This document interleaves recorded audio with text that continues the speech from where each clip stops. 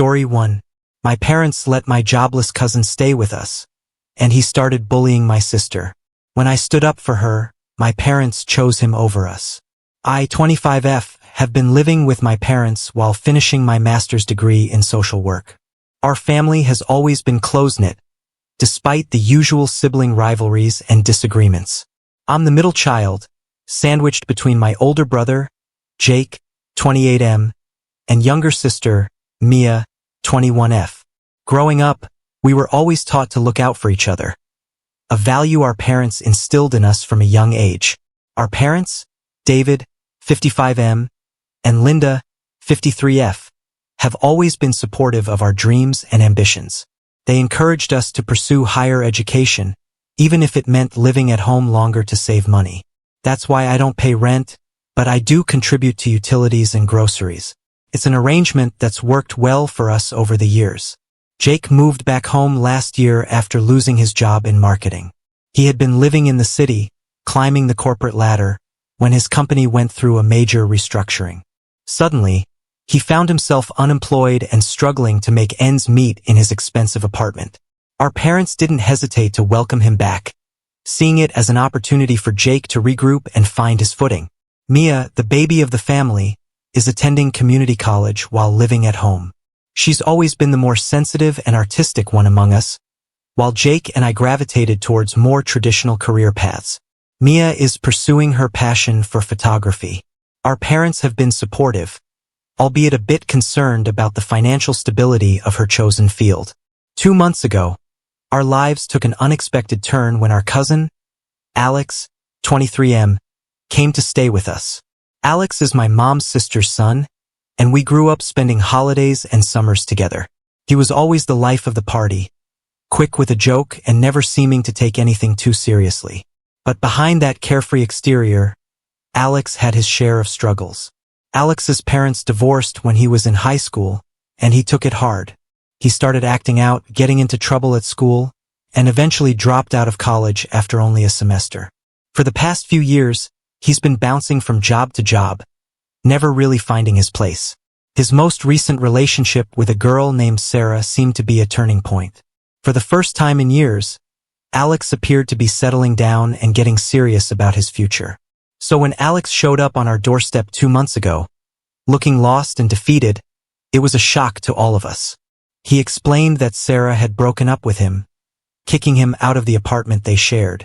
He had nowhere else to go and was too embarrassed to return to his mom's place. Our parents, always the nurturing type, didn't hesitate to offer him our guest room until he could get back on his feet. First, everything seemed fine. Alex was grateful for the help and tried to make himself useful around the house. He'd do the dishes without being asked, mow the lawn, and even help Jake with some job applications. We all thought this might be the wake-up call Alex needed to turn his life around. But about a month into Alex's stay, I started noticing a change in the household dynamics. It was subtle at first, a snide comment here, a backhanded compliment there. Most of these remarks seemed to be directed at Mia. I brushed it off initially, thinking it was just Alex's usual teasing manner. After all, he'd always been a bit of a jokester, even when we were kids. However, as the days went by, I couldn't ignore the pattern anymore. Alex seemed to go out of his way to make Mia uncomfortable.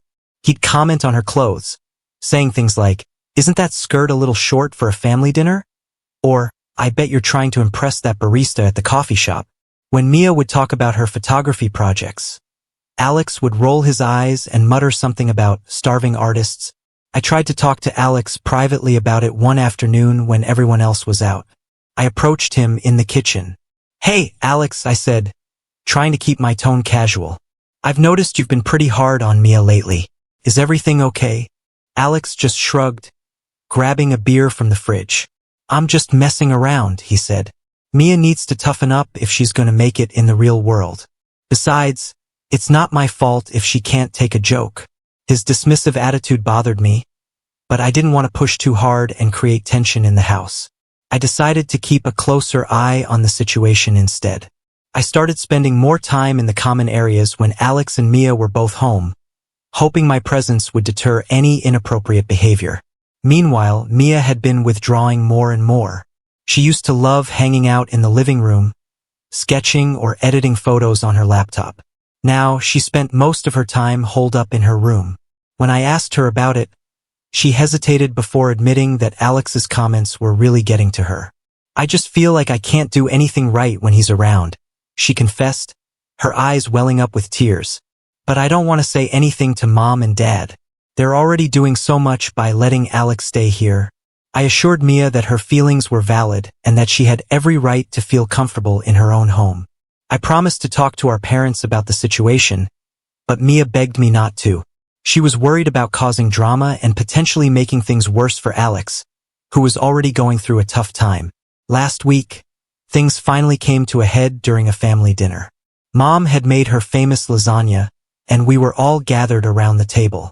The conversation was light at first, with Jake talking about a promising job lead and Dad discussing plans for a weekend fishing trip. Then, Mia, in a rare moment of openness, mentioned that she had a date coming up with a guy from her photography class. The moment the words left her mouth, I saw Alex's demeanor change. He leaned forward, a glint in his eye that made me uneasy. Well, he said, his tone dripping with sarcasm. "Looks like our little Mia is finally putting herself out there. What's the matter? Couldn't find a date in your own age group?" Mia's face flushed red, and she stared down at her plate. But Alex wasn't done. He started interrogating Mia about the guy, asking increasingly personal and inappropriate questions. "So, is this guy aware of your, shall we say, limited experience? Or are you planning to fake it till you make it?" he sneered. I could see Mia shrinking in her chair, clearly mortified. I tried to change the subject, asking Dad about the details of his fishing trip, but Alex wouldn't let up. He turned to me, his eyes narrowed. "What's the matter, sis? Afraid little Mia can't handle a little teasing? Or are you just jealous that she's got a date and you don't?" That's when I lost it. The weeks of pent-up frustration came pouring out. "Enough, Alex," I snapped. "You're a guest in this house, and you need to show some respect. Just because your life is a mess doesn't give you the right to take it out on Mia or anyone else." The table fell silent, everyone staring at me in shock. Alex's face contorted with anger. "Oh, that's rich coming from you," he spat. "Living at home at your age, mooching off your parents. At least I'm trying to get my life together. What's your excuse?" He stood up abruptly, his chair scraping loudly against the floor. "You know what? I don't need this. I'm out of here." With that, he stormed out of the house, slamming the door behind him.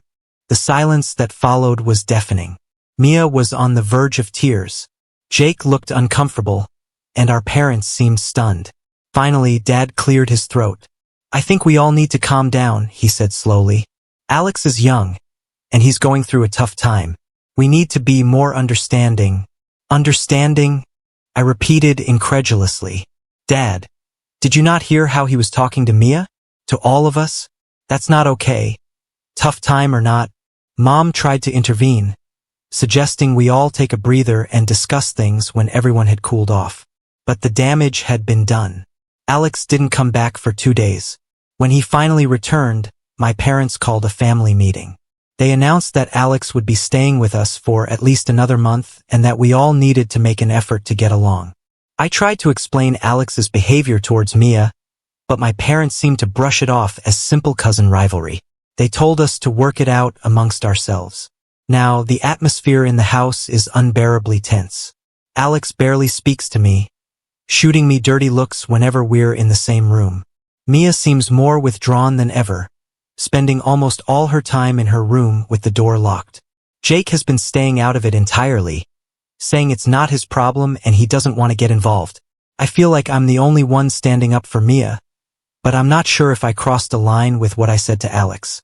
Should I apologize to keep the peace or stand my ground? I don't want to make things worse for Mia, but I also don't think it's right to let Alex treat her this way in our own home. The whole situation has me questioning everything. Our family dynamics, my parents' judgment, and even my own actions. I'm at a loss for what to do next. Update 1. It's been about 2 weeks since my last post, and I wish I could say things have improved, but unfortunately, the situation has only escalated. After much internal debate, I decided to try and smooth things over with Alex. I approached him one morning when we were both in the kitchen and apologized for my harsh words at dinner. I explained that while I stood by my concern for Mia, I could have expressed it more tactfully. Alex seemed to accept my apology, even cracking a smile and saying, "Water under the bridge," 'cause, for a moment, I felt a glimmer of hope that maybe we could move past this and find a way to coexist peacefully. However, that hope was short-lived. Despite our apparent reconciliation, Alex's behavior towards Mia hasn't improved at all.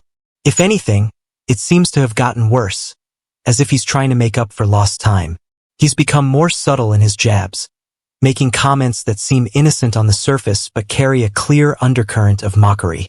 Last weekend, Mia went on her date with a guy from her photography class. She had been nervous all week, changing her outfit multiple times and fretting about every detail. I tried to be supportive, helping her choose what to wear and giving her a pep talk before she left. As she walked out the door, I couldn't help but feel a surge of protective, sisterly pride. When Mia came home later that night, Alex was sprawled on the couch in the living room, watching a basketball game. As soon as Mia walked in, he muted the TV and sat up, a predatory grin spreading across his face. Well, look who's doing the walk of shame," he said, his voice dripping with insinuation. Mia tried to brush him off, mumbling a quick good night as she made for the stairs. But Alex wasn't about to let her escape that easily. He started grilling her about how the date went, his questions becoming increasingly crude and invasive. "Come on, Mia. Don't be shy," he pressed. "Did he at least get to second base? Or did you strike out again?"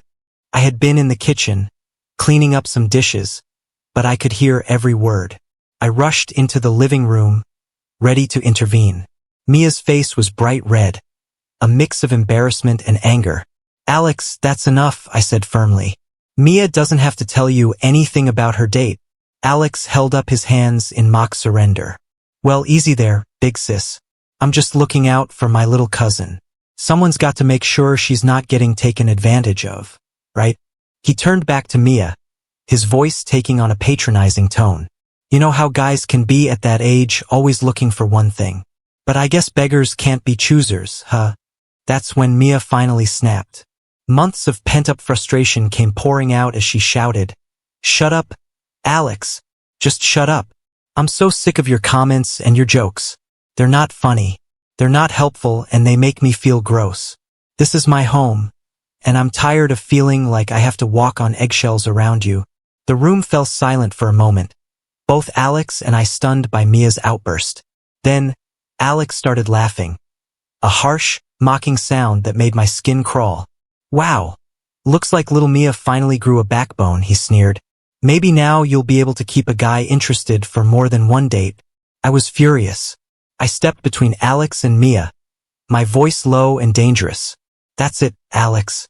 You need to apologize right now or I swear to God, I'll—" Alex cut me off, standing up to his full height. "Run to mommy and daddy again? They don't care. They're too busy feeling sorry for poor, pathetic Alex to see what's really going on." With that, he stormed off to the guest room, slamming the door so hard that the pictures on the wall rattled. Mia burst into tears, and I spent the next hour comforting her in her room. Between sobs, she confessed that Alex's behavior had been getting progressively worse over the past few weeks. She admitted that she was afraid to be alone in the house with him, always making sure to lock her door at night. The next day, I decided it was time to have a serious talk with our parents.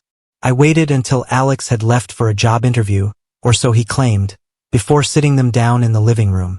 I explained everything that had been happening, from Alex's constant belittling comments to the incident after Mia's date. I emphasized how uncomfortable and unsafe Mia was feeling in her own home. To my shock and disappointment, my parents' reaction was far from what I had hoped.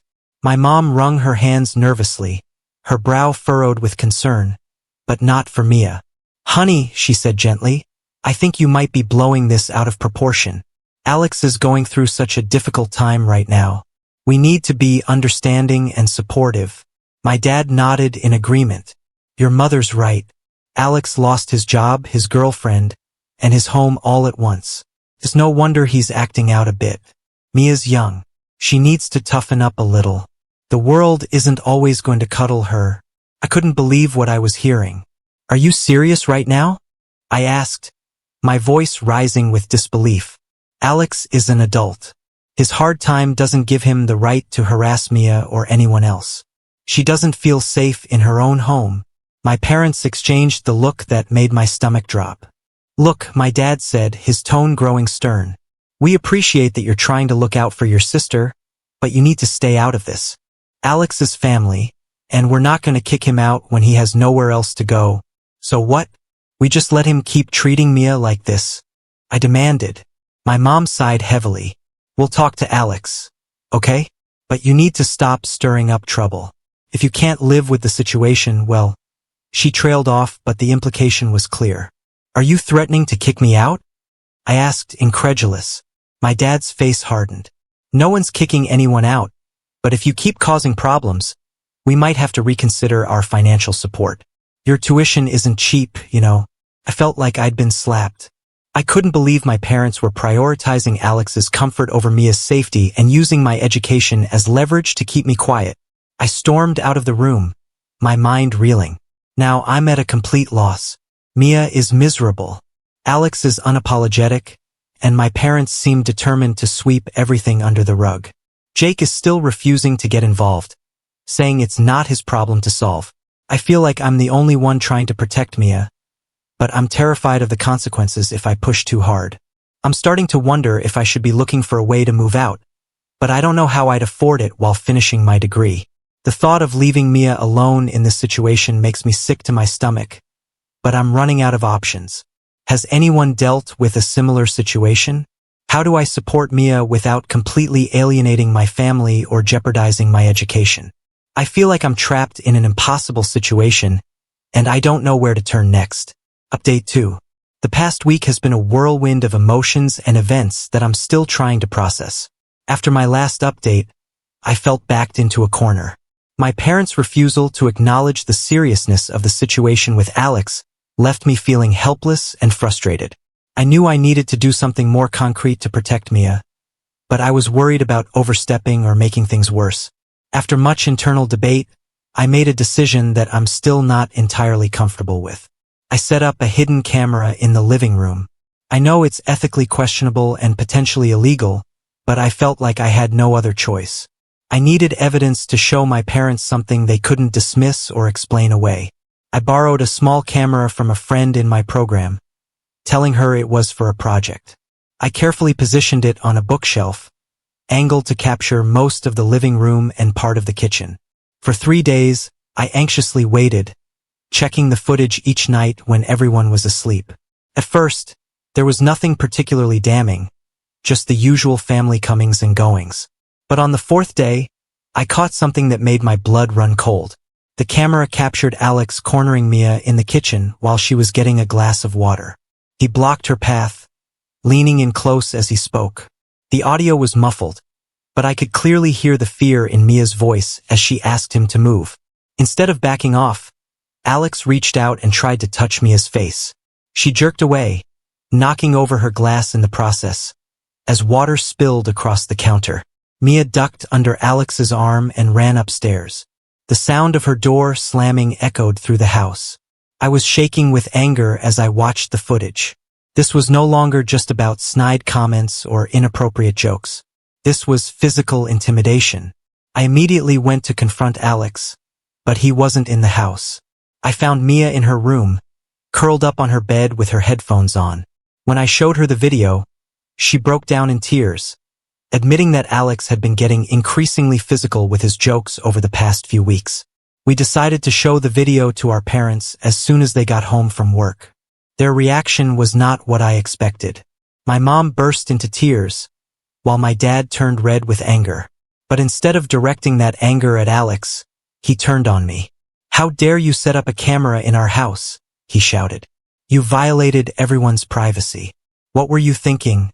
I was stunned. I tried to redirect the conversation to Alex's behavior, but my parents were fixated on what I had done.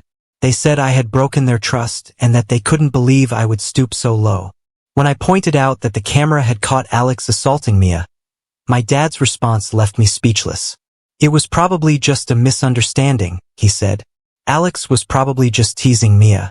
You didn't lead him on somehow, did you? Mia, who had been quiet throughout the confrontation, suddenly stood up. I can't believe you're defending him, she said, her voice shaking.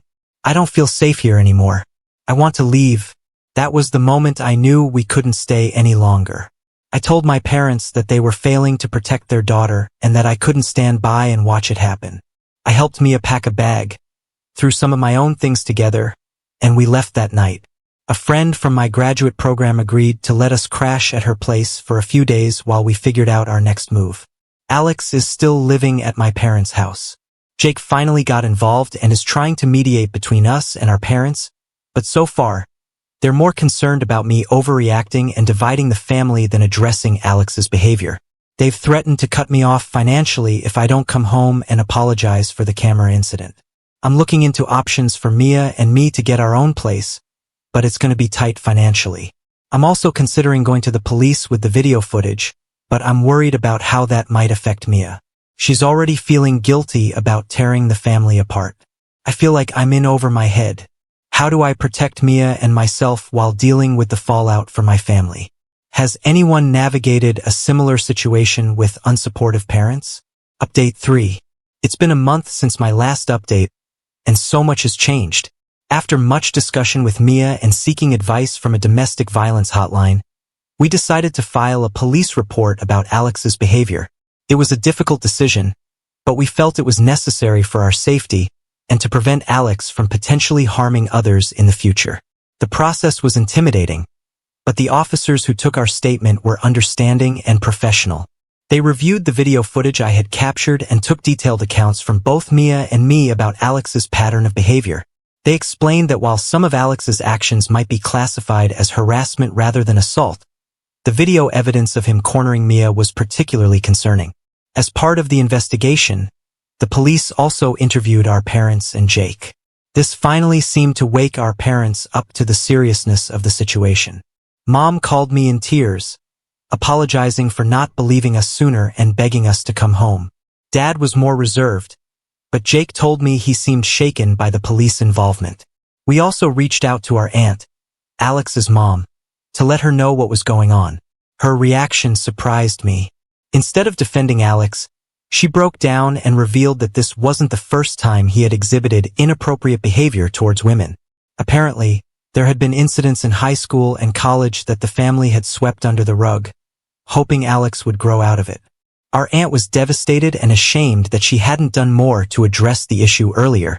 As a result of the police report and investigation, Alex is now facing charges of harassment and attempted sexual assault. He's been ordered to stay away from Mia and me, and he's no longer living at our parents' house. Last I heard, he's staying with a friend and has been mandated to attend counseling. The family dynamics are still strained, but we're slowly working on rebuilding trust. Mom has been calling daily to check on us and has offered to pay for therapy for Mia. Dad is still struggling to come to terms with everything, but he's making an effort. He helped us move our remaining things out of the house and has been respecting our need for space. Jake has surprisingly stepped up in a big way. He's been acting as a mediator between us and our parents, helping them understand our perspective. He's also been supportive of our decision to involve the police, saying he wishes he had taken our concerns more seriously from the beginning.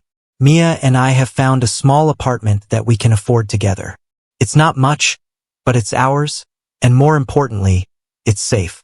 I've picked up a part-time job at a local community center to help cover expenses, and Mia has started doing freelance photography work. It's not easy juggling work, school, and our new living situation, but we're managing. As for my education, I explained the situation to my graduate advisor. They were incredibly understanding and have worked with me to create a more flexible schedule. I might have to extend my program by a semester, but I'm determined to finish my degree. We're taking things day by day, focusing on healing and moving forward.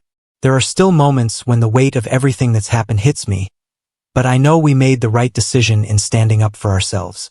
If there's one thing I've learned from this experience, It's the importance of trusting your instincts and not being afraid to seek help when you need it.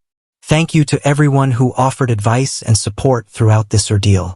Your words of encouragement meant more than you know. If anyone else is in a similar situation, please don't be afraid to reach out for help. You're not alone, and you deserve to feel safe in your own home.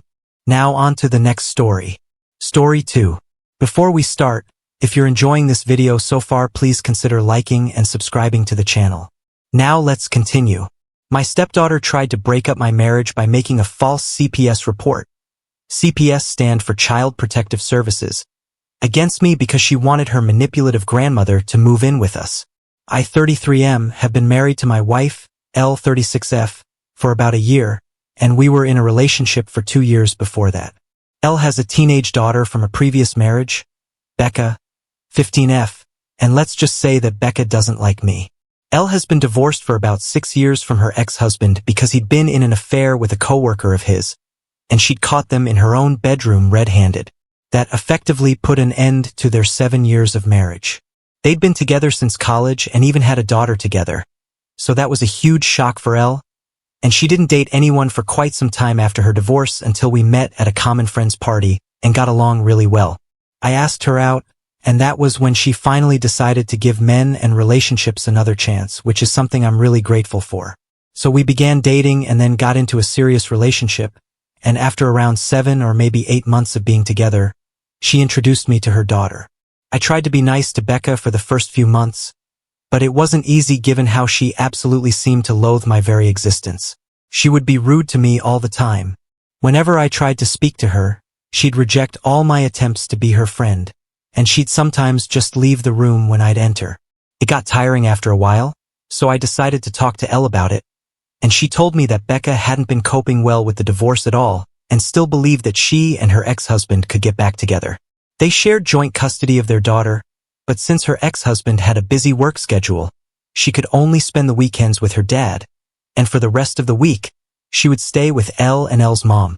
Elle's dad passed away when she was little, and after his demise, my mother-in-law moved here with Elle, so her mother was the only family she had.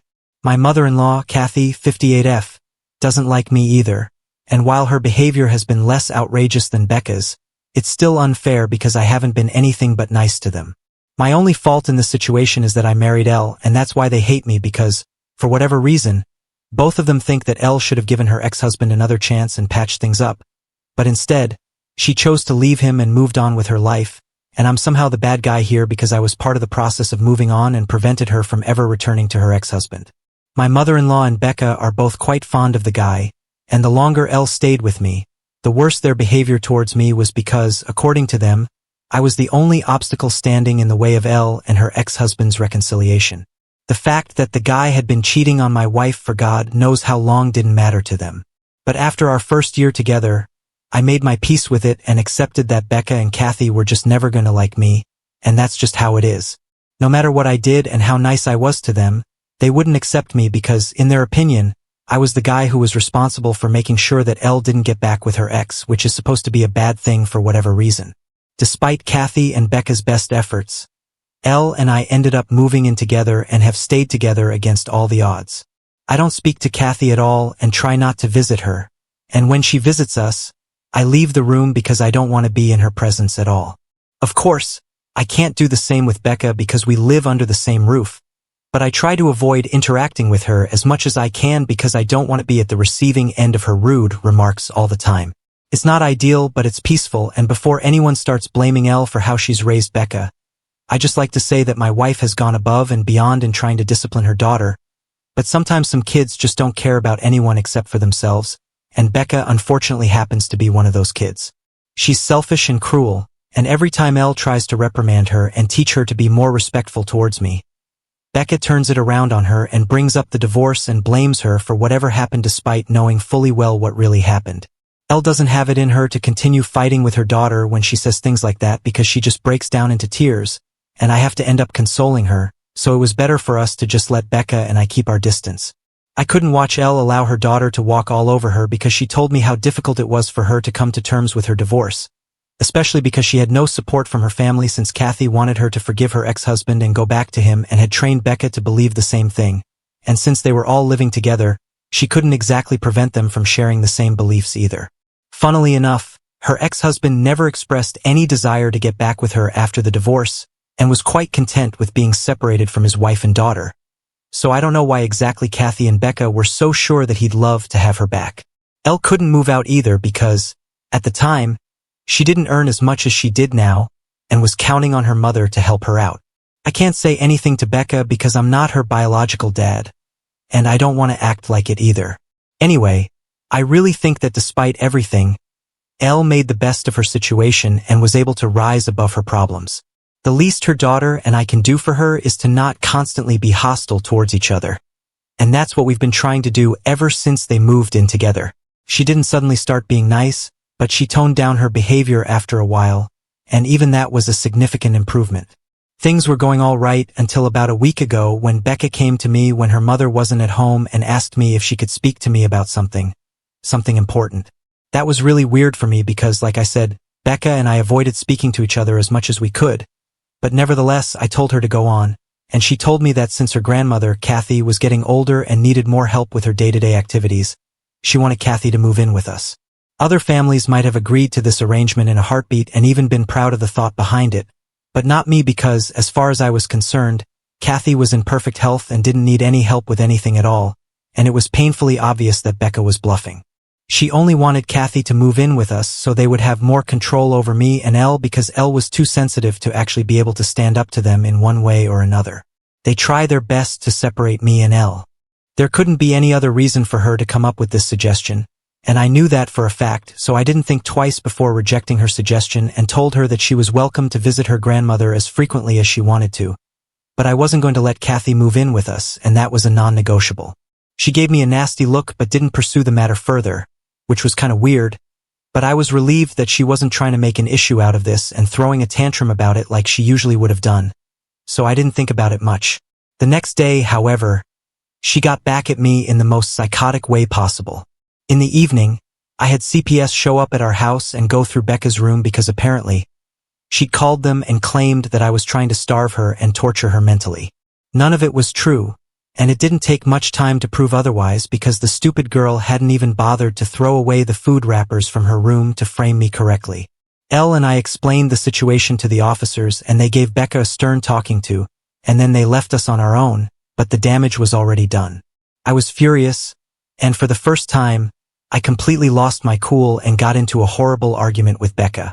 I'd had enough of her BS and couldn't continue putting up with this unreasonable behavior of hers. I don't think anyone else in my place would have even put up with her for so long at all, but I did out of love and respect for my wife, but now it was getting more and more ridiculous because clearly, I was being penalized for trying to be a decent and accommodating guy. I tried my very best to understand Becca's behavior and treat her like a child and put up with Elle's inability to correct her daughter's behavior because she was too fragile, but that incident was the limit. Elle was also really upset, but yet again, she just had a mental breakdown and couldn't bring herself to even talk. I'm not trying to be insensitive or put her trauma down, but at that point in time, I really couldn't be selfless and try to comfort my wife when I was the victim in the situation. I needed someone to be there for me and have my back, but unfortunately, my wife was too emotionally fragile, and Becca was obviously relishing this entire experience and was screaming at the top of her lungs about how she wished she'd planned this better so she'd finally be able to get rid of me and it'd be just her mother, and grandmother once again. I was so disappointed and frustrated with that entire situation that instead of comforting Elle or wasting my time by continuing my argument with Becca, I just left the house with nothing but my phone and wallet and got into my car. I started driving and continued driving until I reached a bed and breakfast a little out of town where I'm currently staying.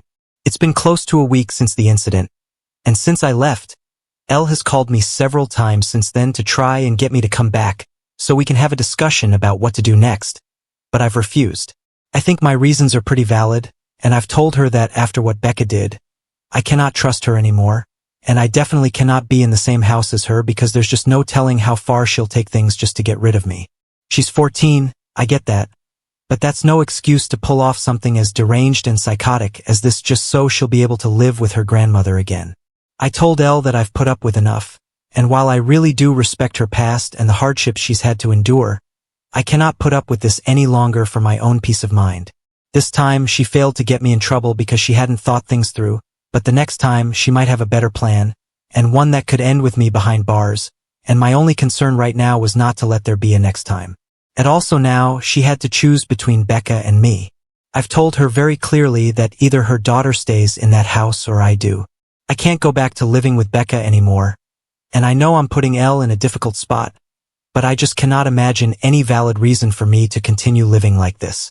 I've done nothing wrong, and yet I'm being punished time and again by her mother and her daughter while she breaks down over it, and I end up having to comfort her. This is not the life I'd envisioned for myself, and I refuse to go back to living like that again. So I gave her an ultimatum and told her that she could either send her daughter to live with her grandmother or father and live with me, or all of them could move back in with Kathy like earlier, and I'd file for divorce. It would be really difficult for both of us, but that was the only solution to this problem. Now it's been a couple of days since we discussed this, and she's still trying her best to convince me to come back and sort things out, but I've been very firm about my conditions. We've been in touch regularly through phone calls and texts, but I haven't told her where I am exactly because if she cannot promise me that she'll send Becca away, then I can't come back. That's my only condition. She's free to talk to her daughter and even go live with her whenever she wants to, but she cannot force us to live in the same house anymore.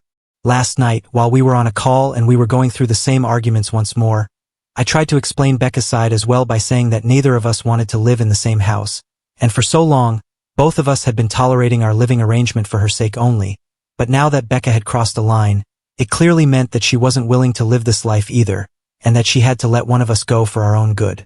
Once again, Elle started crying and told me that she couldn't do either of those things because she loved us both and didn't want to lose either of us.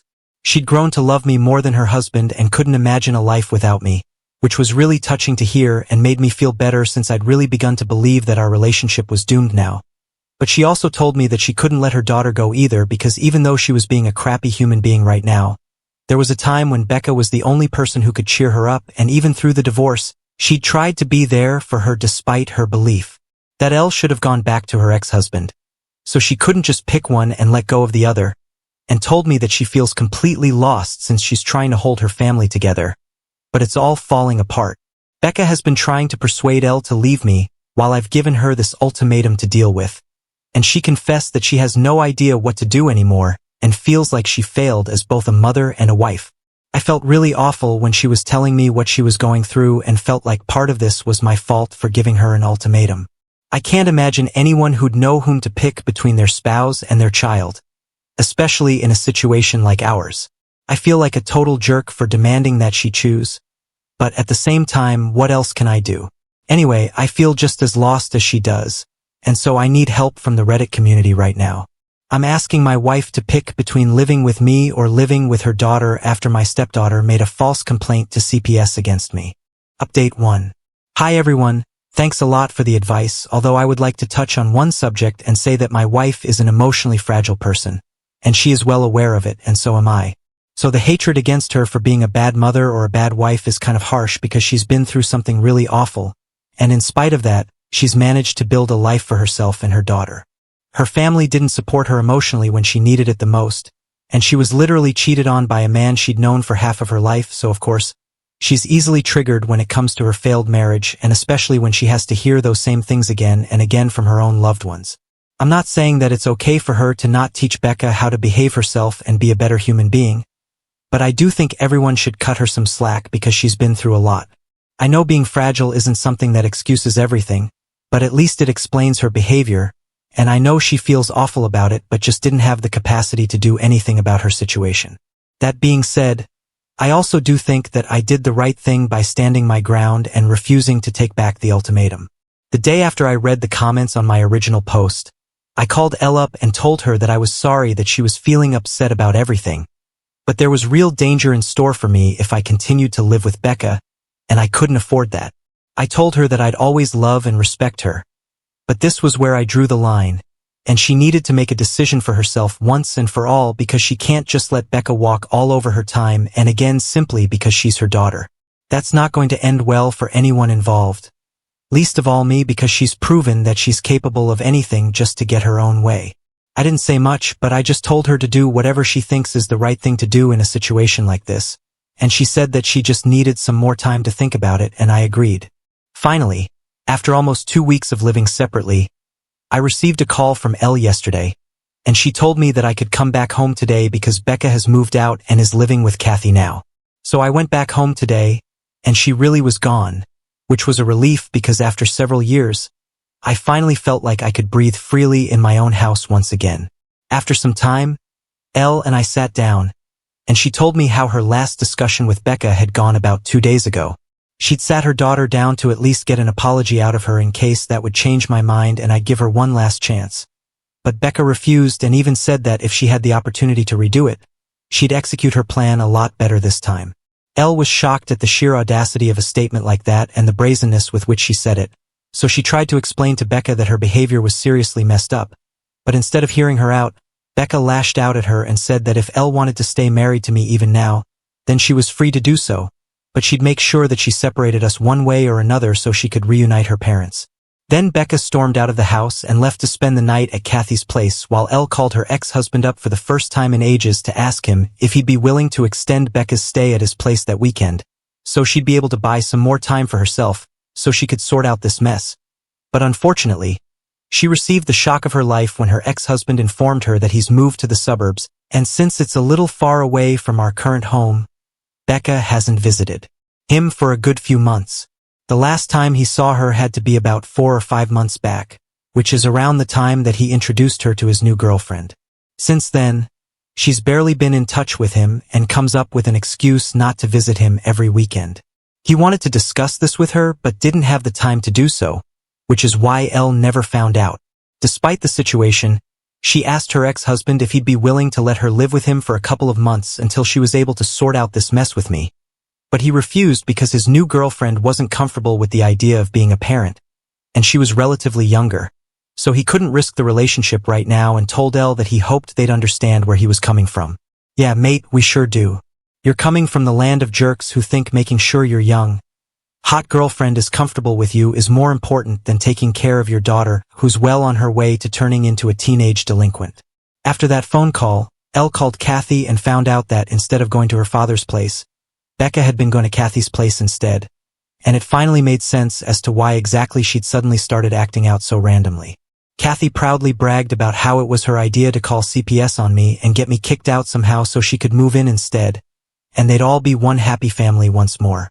The woman was so delusional that she said that the real reason Elle's ex-husband even had a new girlfriend now was because she'd remarried, so the only solution was to break Elle's marriage first, and then her ex-husband would readily come running back to her as soon as she was single. It was a foolproof plan according to them, and it really made me wonder how a woman like Kathy had raised someone like Elle because clearly there was something wrong with her, probably old age or too many soap operas, but she was out of her head and was succeeding in her mission to turn Becca into a mini-her as well. This is why Elle decided to cut her losses for the time being and deal with one problem at a time, the situation with our marriage being the first. To sum it up, she's decided to let Becca live with Kathy for a while instead of holding her here against her will because that approach is obviously not working anymore. In the meantime, we're going to work on our marriage and are planning to start marriage counseling by next week.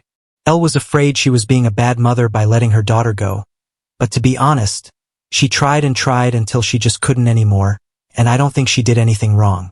The woman deserves a break. Update 2. Hey, so we just came back from our first session with our marriage counselor and it went okay. A couple of days have passed since I came back, but Elle and I are building our relationship to last through all the tough times because I really do love her, and I know she loves me.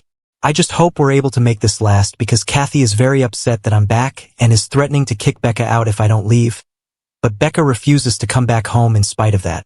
At the end of the day, she's just a poor kid who's had a messed up childhood and still can't see what's good for her. Update 3. We brought Becca back today. She's upset, but she knows she is nowhere else to go anymore.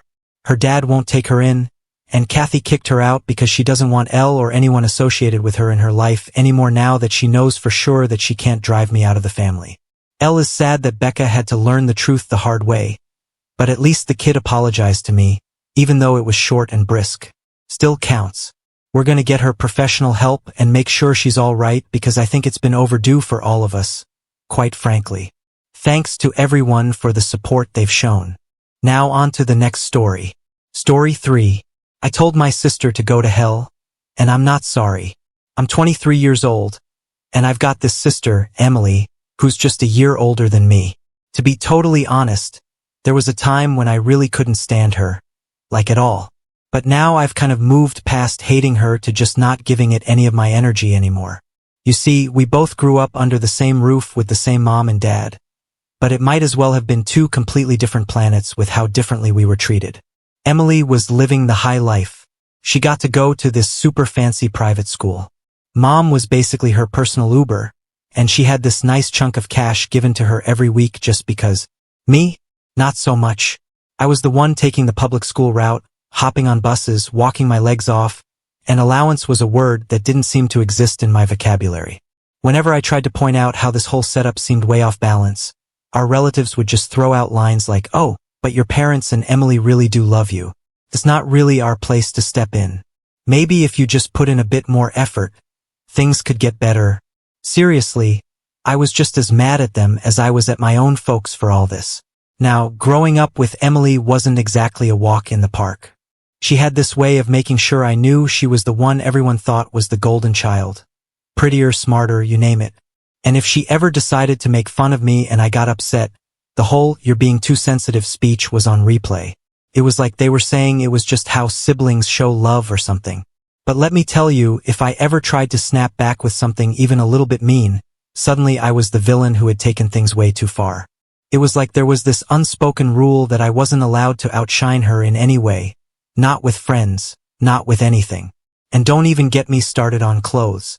If our aunts and uncles ever felt generous and got me something nice to wear, you could bet it wouldn't stay mine for long.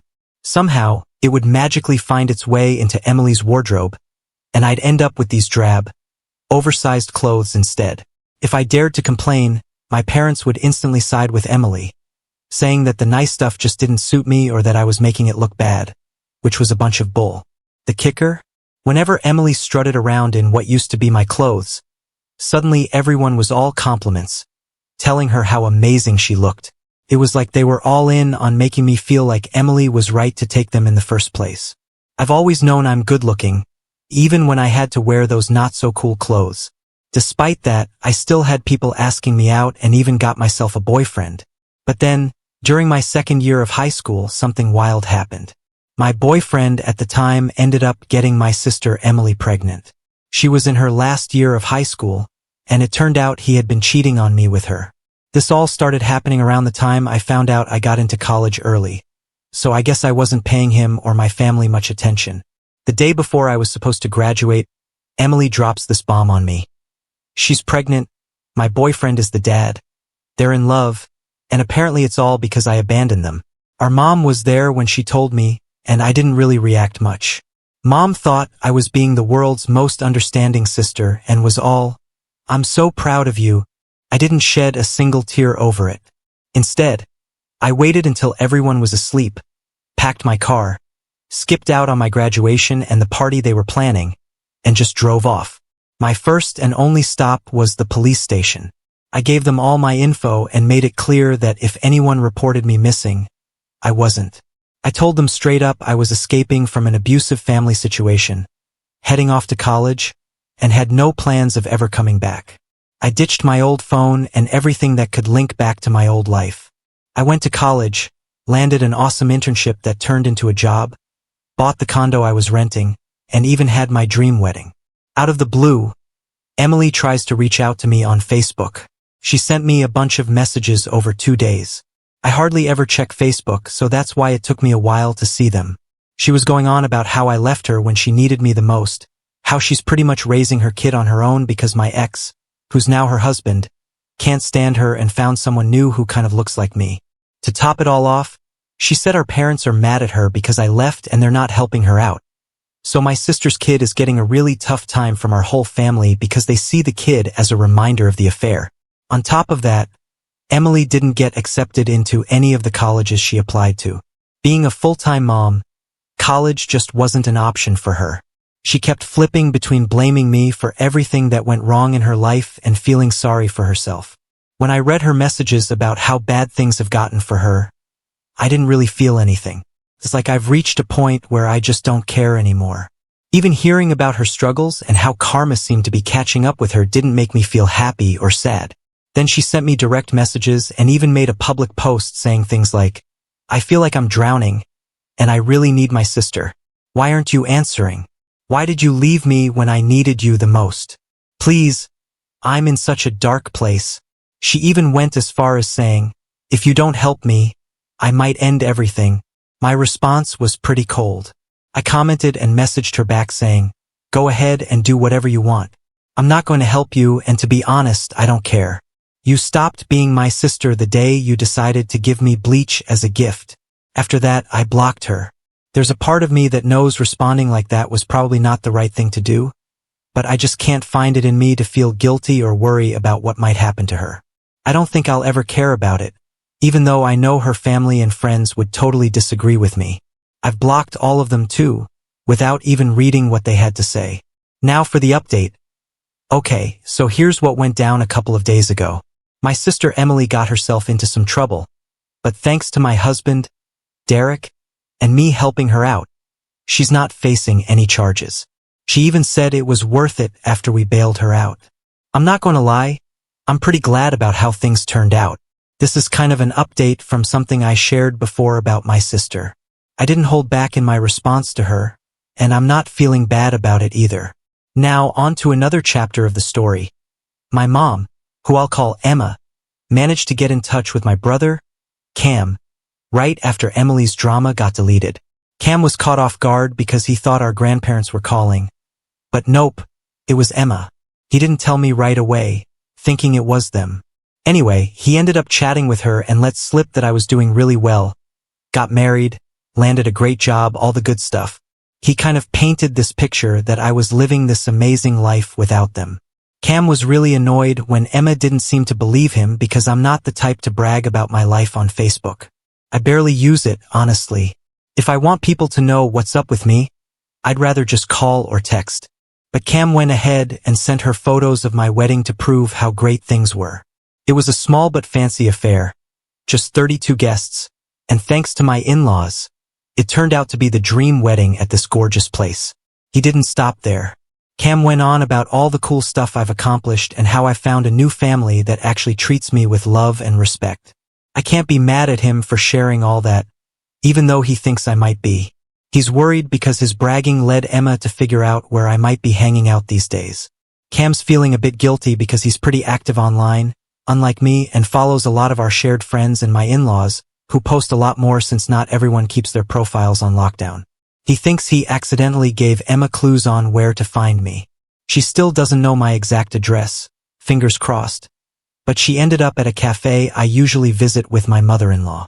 So, my husband's folks, they're super into this idea of spending real quality time together, like doing stuff together as a family and also making sure each person gets some one-on-one time. They've always made it a point to include me in these plans, which honestly has been pretty awesome. So, there I was, spending the day with my mother-in-law, and it just hit me how lucky I am to have them in my life now, considering everything. Back when Derek and I first bumped into each other, I wasn't exactly the most open book. We both kind of agreed that jumping straight into dating wasn't the move. Starting as friends seemed like the safer bet, especially since I wasn't all that keen on the whole, let's get super close vibe just yet. His parents were nothing but sweet to me from the start, but me being me, I had a bit of a wall up. I guess I was just used to being on my own. But then, this one night after we all had dinner, my father-in-law pulls me aside for a chat. He lays it out plain and simple. His son is head over heels for me, and they can all see what he sees in me. He told me it was time I started loving myself a bit more and letting that love in from others too. I'd been watching the family dynamics for a few months by then, seeing how Derek, his brothers, and his parents all got along so well. It was like peeking into a whole different world where families actually support and get each other. I totally lost it and started crying, all the while freaking out about my makeup running. Yeah, I was in that phase where looking good was more of a priority than dealing with my own baggage.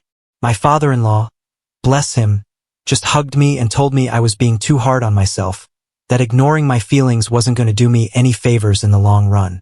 Honestly, I adore him for that moment. It's one of those memories that just sticks with you, Anyway, Fast forward to the day at the cafe with my mother-in-law. I was totally thrown off because I didn't even recognize my own mom until she spoke up. Her voice was the same as ever, sharp and kind of cutting, just like back in the day when she wasn't exactly the most supportive. She looked different, sure, having put on some weight and all, but she still had that look about her. It just didn't click for me that it was her until she said my name. My first instinct? Bolt. I just turned on my heel and left. It wasn't until I was practically sitting in my car, ready to take off, that it dawned on me. My mother-in-law hadn't come with me, so I had to go back in there and fetch her. So, there I was, feeling super guilty for accidentally leaving my mother-in-law behind in that cafe when I hustled back to get her. The scene was pretty intense. My mother-in-law was all chill, but my mom, Emma, was totally losing it. She was throwing around some pretty harsh words, basically calling out, "Who do you think you are?" to my mother-in-law. And without missing a beat, my mother-in-law clapped back with, "I'm the one who loves her like a real mom should." Things got really heated when Emma dropped the real mother line. That was like the last straw for my mother-in-law, and she didn't hold back. She actually started throwing punches at Emma, which was wild. I managed to pull her away, but by that time, someone had already called the cops because of the commotion. Pretty soon, the police showed up, and I guess it was the cafe staff or maybe some customers who dialed them. My mother-in-law ended up getting arrested, but we got her out on bail as fast as we could. In the car, she told me she felt it was totally worth it, and that just made me start laughing and crying all at once. She was so fired up, saying how mad she was that Emma thought she could say all those mean things about me and get away with it.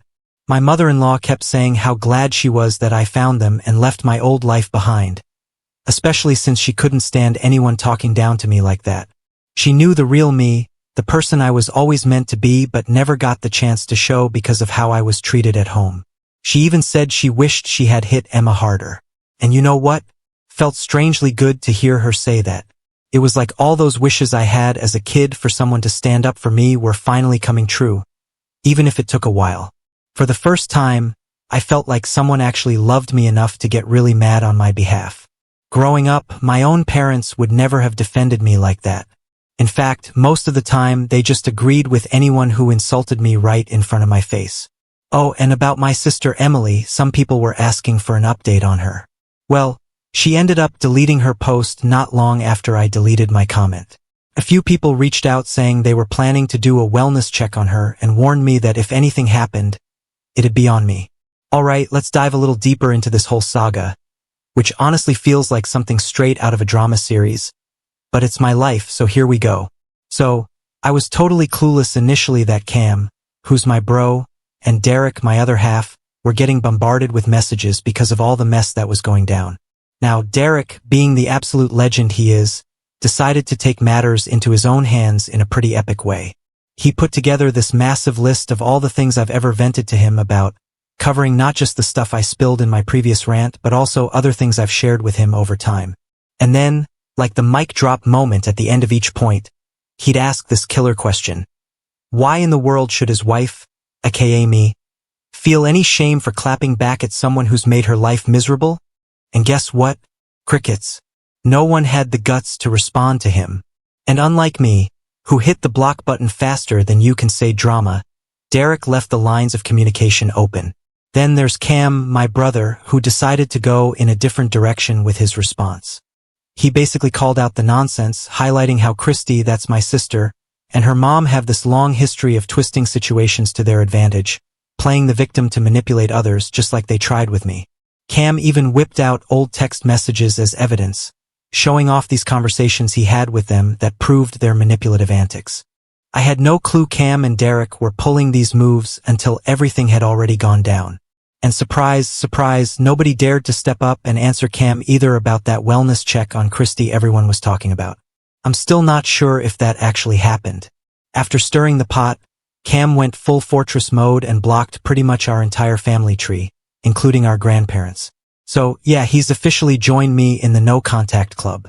Cam was feeling pretty guilty, especially about my mother-in-law's run-in with the law, and he even offered to foot the bill for her bail. Derek, being the absolute rock star he is, said no to the offer but came up with this sweet idea to throw a little celebration in honor of my mother-in-law's bold move. Seriously, how can you not love this guy? I made it crystal clear to Cam that I wasn't holding a grudge against him. Sure, the whole ordeal with my mother-in-law getting arrested hit me hard, and I felt awful for not being right there to back her up, but blaming Cam? That never crossed my mind. Knowing that he was so fired up on my behalf and went all out to defend me just made me feel incredibly supported. The fact that Derek, Cam, and my mother-in-law were all willing to stand up for me in their own ways. It's been a strange kind of amazing in the midst of all the madness. So, yeah, while the whole situation might not be your typical happy ending story with all its twists and turns, just having these rock-solid people standing with me through thick and thin, it's given me a whole new level of happiness I didn't know was possible despite the chaos. Now on to the next story. Story 4. Boss from hell gets what she deserves. I'm a 30-year-old woman who's been trying way too hard to make everyone happy my whole life. I've been working in the marketing world for over 10 years, and during that time I've had all sorts of bosses. Some were great, some were just okay, and then there were a few who were just the worst. But there's this one boss, let's call her Alexis. That's not her real name, by the way, who was on a whole other level of terrible. This all went down about 5 years ago. Alexis landed the job as the vice president of marketing and sales for this company that sells a bunch of stuff, right in the middle of my career there. The word around the office was that she wasn't the first choice for the job.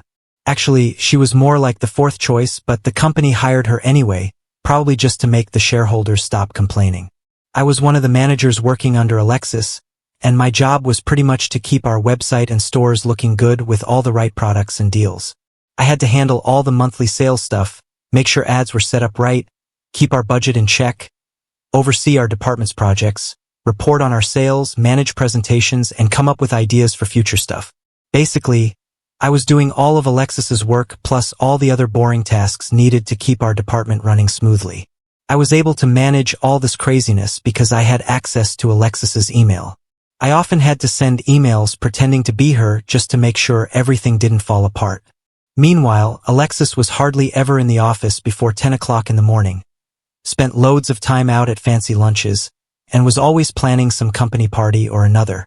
And guess who had to organize those parties? Yep, me. I kept asking her why we were spending so much money on these parties when we were already tight on budget. Alexis's genius solution was to just shuffle money around from future months to cover her overspending spree each month. So, at the beginning of the month, I'd start with our original budget, and by the end of the month, I'd have to tweak it according to Alexis's instructions to make her look like she was keeping costs down. This little detail about the budget is going to come back to bite her later on. So, let me tell you, trying to juggle all the stuff I was responsible for definitely led to some slip-ups here and there. I mean, handling a mountain of tasks pretty much turned my days into these 12-hour marathons. My routine was basically working in the office, then continuing to work at home after my kid hit the hay. Even my weekends weren't spared. I'd start before anyone else got up and finish after they all went to sleep. Now, when Alexis's first big holiday season rolled around, let's just say the sales were a total flop. Alexis couldn't make up her mind about how she wanted the stores to look and kept hiring new advertising and PR folks left and right, hoping to boost sales. The kicker? Most of these new hires were her buddies, and she completely ignored the plans her own team had put together, thinking she had better ideas.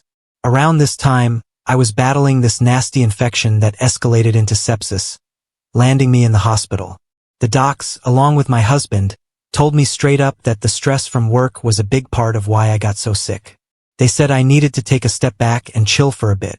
While I was trying to recover, I had this moment of realization about how much I was sacrificing my health, time with my family, and even the company's well-being. But old habits die hard, and I found myself sneaking a peek at my work and my boss's emails on my phone. What I saw in those emails made me see red. First off, there was this fancy bouquet from the higher-ups at work wishing me a speedy recovery. I figured Alexis must have been behind it, especially since she sent me her personal favorite flowers. I went into her inbox to tidy up a bit, like filing the receipt for those flowers so they could be sent off to accounting. But then I stumbled upon some emails from the last few days that were totally not work-rated. Alexis was busy emailing her friends, moaning about how I wasn't bouncing back fast enough from sepsis to come back to work. She was also whining about not being able to find any of my notes or documents, the very ones she was supposed to be overseeing, which, by the way, were clearly labeled and stored on our shared drive. But wait, it gets better. I found this email thread where Alexis was asking for advice from a buddy at her old job on how to boost sales and save her own skin.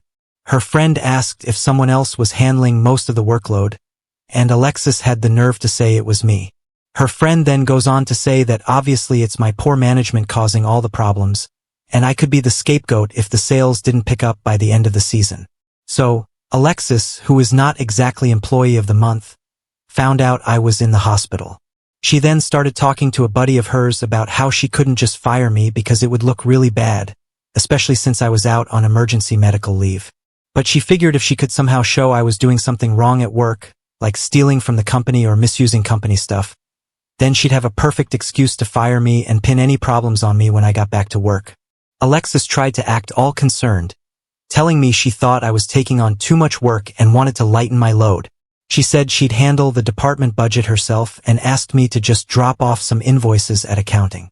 She also made it clear that I wasn't allowed to chat with anyone in accounting about budget stuff or go to HR if I had any issues. Instead, I had to talk to her directly. Yeah, it was pretty obvious she was up to something. Lucky for me, I had a good friend in accounting named Anna, not her real name, but let's roll with it.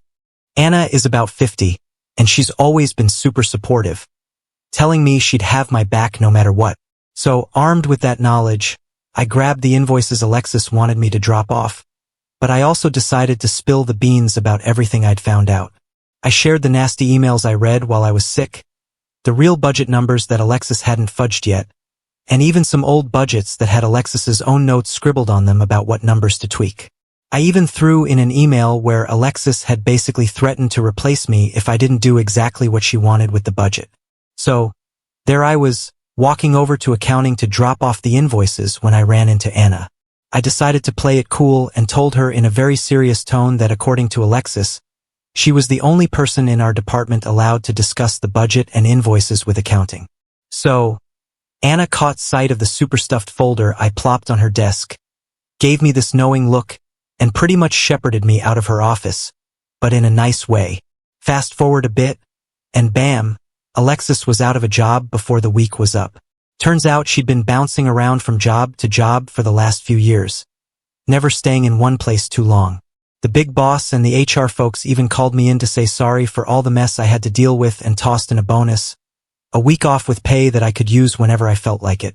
After dealing with a bunch of other issues at that place, I decided to peace out about a year later. Fast forward to now, and I'm back in the saddle as a manager in sales and marketing, working under a super cool boss named Jake. He really gets me, supports my ideas, and is all about letting me build and lead my own team. So, here I am, going through resumes for my team, and guess whose name pops up? Alexis's. Yeah, I had to do a double take to make sure it was really her, and sure enough it was. Her resume made it sound like she was the queen of the marketing world, with her stint as a VP being the crown jewel. She even had the nerve to claim all the stuff I did as her own, boasting about some crazy sales growth that supposedly happened under her watch. Being someone who usually tries to see the good in people and give them a chance, hitting the disqualified button on her application was a whole new level of satisfying. Some folks suggested I should bring her in just to see the look on her face when she realized who'd be interviewing her. Tempting, right? But nah, I didn't want to mess with my new boss's trust in me. Still, part of me is thinking about sending her a rejection letter, just from me to her. That ought to be interesting. Now on to the next story. Story 5. Am I the a-hole for ditching the plan to make my sister-in-law's wedding dress? Here's the scoop. I'm a 24-year-old seamstress and dress designer hustling for private clients. 2 years back, when my sister tied the knot, I gifted her with a custom-designed wedding dress made by yours truly, at zero cost. And that's not all. I even whipped up all her bridesmaid dresses, covering the cost of those fancy materials too. My brother's then-girlfriend, now fiancée, was in the wedding party and knew all about my dressmaking plans before I even started designing. She popped the question about whether I'd make her dress for her upcoming wedding with my brother. I agreed without much thought, even though I was already swamped making 2 gowns. One for my sister and another for her 5 bridesmaids. Working for Shanice was a breeze, but dealing with my brother's girlfriend, total nightmare. She constantly asked for changes, even after we had finalized the designs and I'd begun making the dresses. Worse, she'd cancel or just not show up for her fittings. She was always complaining, saying the dress looked tacky and unprofessional, and she even deliberately tore the fabric. When I finally put my foot down and said no more changes, I found myself on a wild goose chase trying to find more of the exact same fabric in the right color. The store where I originally bought the fabric had stopped carrying it. Then, just 2 weeks ago, my brother proposed, and the very first thing his fiancée did was rush over to me to ask when we could start designing her dress. Now, I've been around the block in my career. I've dealt with all sorts of brides, divas, and control freaks, and I've learned how to handle them. So I told her when she could come to my studio for a consultation. Her appointment was last week, and she showed up all bubbly and excited. However, the mood quickly changed when I presented my price list and the various options available to her. She flew off the handle, arguing that it wasn't fair to expect her to pay, especially since we're family and I had done others' dresses for free. I calmly explained that I charge for my work just like any other vendor she'd hire for her wedding, but I assured her we could look at the most affordable package I offer. When I mentioned the cost, she completely lost it. She started screaming at me, calling me worthless, claiming my work wasn't good enough for her, and even said that she was doing me a favor by giving me this opportunity. I attempted to calm her down so we could have a rational conversation, but she only escalated, eventually knocking over one of my display cases.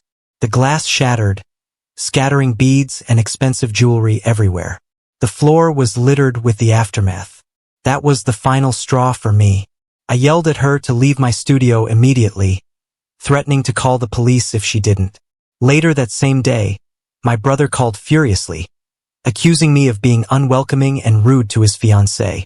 I explained to him that I was more than willing to make her gown and the bridesmaids' dresses, but it had to be at a fair price. But he got even more upset and said that I had done our sister for free, so I should do this one for free too. Now, my parents and brother are mad at me, threatening to leave me out of the wedding if I don't make her a free dress. But I still think I should be paid for my work. Am I the a-hole? Now for the top comments before reading the update. Comment 1. I don't disagree with you, and she is reprehensible. You're entitled to be paid for your work, and she should pay for the damage. That should cost it. I understand you not wanting to live to thank her for now, but I am curious as to why you made a dress as a gift for your sister, but would it do the same for your future sister-in-law? Think about it. Making the dress would be like a huge present for your brother, right? But is the real reason you're backing out just because she's such a nightmare to deal with? I totally get it if that's why. Dealing with someone like her is more than enough reason, but still, I'm curious. It feels like making the dress could have dodged a whole bunch of family drama, doesn't it? Like dodging a bullet, not Ebola level, but still significant. And there's another thing. My sister and I are super tight. We're twins after all.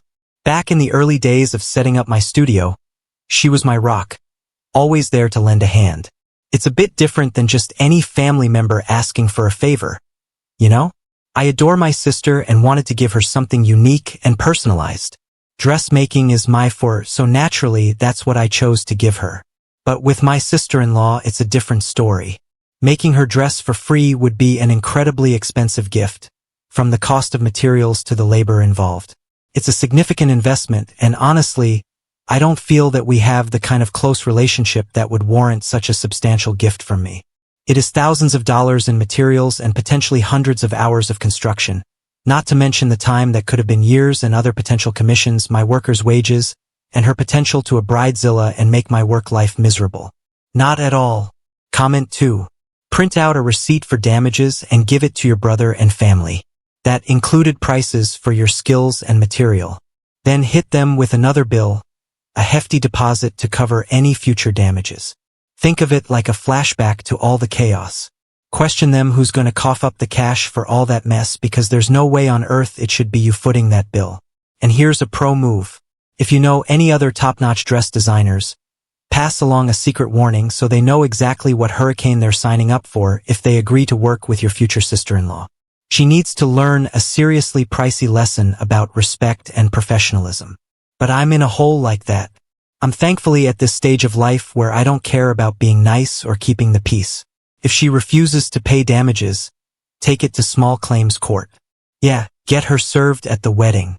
It'll be your give to them. This is the ultimate petty revenge. Should I love it? Having a process server imagine waiting for the objection part of the wedding vows and then casually strutting down the aisle to confront her. Pick the scene. There's bound to be someone at the wedding snapping a photo of my sister-in-law's shocked expression when that moment hits. Now for an update. First off, a big thanks for all your comments, whether they were thumbs up or thumbs down. They've genuinely helped me understand where I went wrong, how I could have managed the situation better, and what steps I should take moving forward. So, as many of you suggested, I sat down with my parents and brother and told them the story from my perspective, from how sister-in-law behaved 2 years ago through what happened at my studio last week. With CCTV footage as proof, they were shocked because, as many of you suggested, sister-in-law had been spinning lies to cover up her faults and had been completely pulling them right away. My parents apologized for how they treated me, and my brother became very quiet.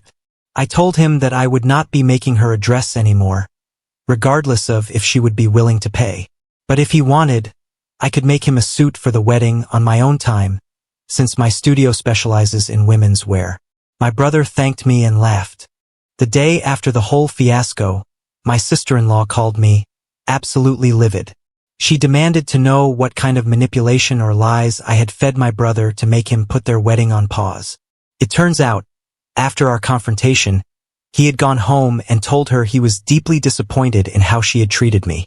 He said he needed time to reflect on whether marrying someone who could behave like that was the right choice. So we put the wedding on hold. Sister-in-law was so mad she came to my apartment and banged on my door for a good half hour, but I refused to open the door for her. She was screaming so loudly, one of my neighbors ended up calling the cops for noise disturbance, and she was escorted to the police station. I don't know what happened to her after that. Yesterday, my brother came over to my apartment, and we had a long talk. Turns out some of you were right, and he did feel left out and hurt by my actions. Since my sister is my twin, he has always felt like we both care a lot less about him than each other. So we ended up getting my sister on the phone. She's living in a whole different country now. The three of us dived into this intense, super emotional talk that lasted for ages, with more than a few tears shed. I made it crystal clear to my brother just how much I love him, like to the moon and back, and that nothing on earth could change that. We wrapped it up with a big, heartfelt hug. Now I think our bond is stronger than ever. To seal the deal, I even put in writing that I'll tailor his wedding suit, totally free of charge. It's my way of showing him he's more than just a client to me. He's my brother, and that means the world. After I promised, he told us that he no longer wants to marry sister-in-law, and that he has already started looking for a new apartment. He said the decision was not easy, but ultimately, he wants to marry someone who can feel at home in a family, not someone who makes his family uncomfortable. So when he does find the right one, I will be making him and not hurt wedding attire. Thank you all for your help and advice. I will not post any other updates because I believe this matter will be over now. I have made custom wedding gowns. People always think they're going to get a one-of-a-kind, over-the-top dress, but for just a few $100. Even after they see how much the fabric and delays cost, they think you should do the work for free. Get this. OP isn't just being stingy about making the wedding gown, but she's also bailing on creating a whole squad of bridesmaid dresses. Picture this. A relative once made me a dress as a gift, and just the fabric and lace alone cost about $1,400, and that was 20 years ago. We're not even talking about the insane number of hours of labor in all those fitting sessions. Crafting a dress for a major event like a wedding can rack up costs easily into the thousands. We're talking big bucks for just one dress, let alone an entire bridal party. I think people underestimate how expensive it is to get good quality white fabric. The reason why the little black dress is a classic is partly because even cheap fabric looks pretty good in black. The fact that light doesn't reflect off black makes it look obviously much smoother than it really is. White shows up all the texture of the fabric, so you can really tell the quality or lack thereof. More proof, I think, that some people think that a person's value is the same as therapy for this term has been provided. Luckily, two brothers had issues before the wedding, and everything was done. Selfish, disrespectful people like sister-in-law always show their true colors eventually. When she decided to get married into a loving, functional family, it really was just a matter of time until she butted heads with someone and showed her fiancé who she really is. Poor OP got the short end of the stick because her sister-in-law picked her close buddy over her. Talk about a slap in the face. And then there's the brother choosing his awesome family over a problematic fiancé. Now on to the next story. Story 6. Am I the bad guy for ditching my best friend's wedding? Let me lay it out. I'm a 28-year-old woman caught up in some seriously intense wedding drama. My best friend, who's 29, just got engaged and asked me to be her maid of honor. Man, I was over the moon, but then things took a turn for the crazy, and now I'm right in the middle of this wedding chaos. We've been inseparable since kindergarten, and I was ready to make her big day unforgettable. I spent nearly $1,700 on her bachelorette party, buying cute outfits for everyone and renting a party bus with all-you-can-drink drinks. The other girls pitched in, but I'm the most financially stable, so the majority fell on me. I helped plan a wedding of her dreams. I was basically her right-hand person, helping out with everything from contacting vendors to setting dates when she was swamped. I even designed the save the date and invitation cards. What I'm getting at is I really poured my heart into helping her. But then, just 2 weeks before the big day, my best friend dropped a bombshell. She asked me to step down and announced that her future sister-in-law would be taking over as the maid of honor. I was angry, and we got into a huge argument over this, where I admittedly had said things I wasn't proud of. Since then, I've received texts from our friends, Matt's friends, family, the groom's family, and even sister-in-law, telling me that I'm a drama queen who needs to get over herself and that it isn't about me. This has really gotten to me, and I need to know what I did wrong. Alright, let's dive into the comments before we hit the updates. Everyone's saying you're definitely not the bad guy here. Think about it. She decides to ditch you as her maid of honor after you've done a mountain of work and splashed out loads of cash for her wedding. So it's only fair that you get to change your mind about even showing up at the wedding, right? And here's the big question. Did she ever bother to explain why she suddenly wanted you to step down? It's like a mystery waiting to be solved. Sister-in-law is an introvert and might never get to be a maid of honor, while I have a large friend group and might be a maid of honor at one of their weddings. I'm fairly introverted, but that's such a weird reason she chose her future sister-in-law. I feel like that justification is a bit of a cop-out. By the way, you are not able to stick with it. That's no way to treat a friend who has spent money for your wedding that you've basically known your entire life. She isn't particularly close to sister-in-law and even would complain about her at times. Sister-in-law is the youngest member of the nearby extended family. She's 18. Turns out my friend felt that her sister-in-law was being coddled. But wait, there's more. Did I ask for any financial compensation after being booted from the maid of honor role? It's like the ultimate bait and switch, right? Nope, I didn't ask for a dime at first, but when I finally did try to get back some of the cash I'd spent, guess what? She blasted me, calling me money-hungry and accused me of never saying that my help was conditional on anything. Talk about a backstabbing move. Well, apparently it was conditional since you were asked to step down. Have you talked to sister-in-law once or twice before this went down? She has been texting and calling me to tell me what a self-centered jerk I am, but I haven't replied. The financial burden is a major part of accepting the role. I'm so sorry this BS is happening. Never mind not attending. I'd probably walk away entirely from this relationship, and I would burn bridges if I can help it. In case there's some behind-the-scenes manipulation, lies should be happening below. Contact for sure. This is cruel and selfish of them. Not actually. I don't consider behind-the-scenes abuse from what I have seen of the fiancé. He's a really kind and sweet guy, and he treats her well, but I don't have much insight into his family dynamics. I'm planning to have a heart-to-heart with my friend once things cool down a bit. Thanks a bunch for all your advice and opinions. Now for a quick update to shed some light on a few things.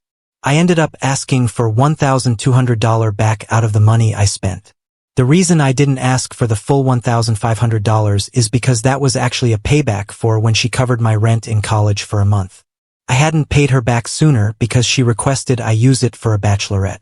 She's been dating her fiancé for 8 years, and we're waiting to be more financially stable before getting married. So I called her this morning and asked to talk. She agreed, and we set up a meeting on Thursday at a local coffee shop.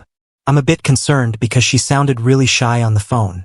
Hopefully that goes well and I can do an official update with happy news. Thank you so much for your advice and comments. Now for the full update. Hi everyone, this is an update to my previous post, which you can find on my profile. First, I just want to thank everyone again for how kind and supportive you have all been, but also how honest. I took everything to heart, and everyone's advice was great. Now on to the update. I met up with my friend yesterday morning around 9 a.m. at this little coffee shop in town.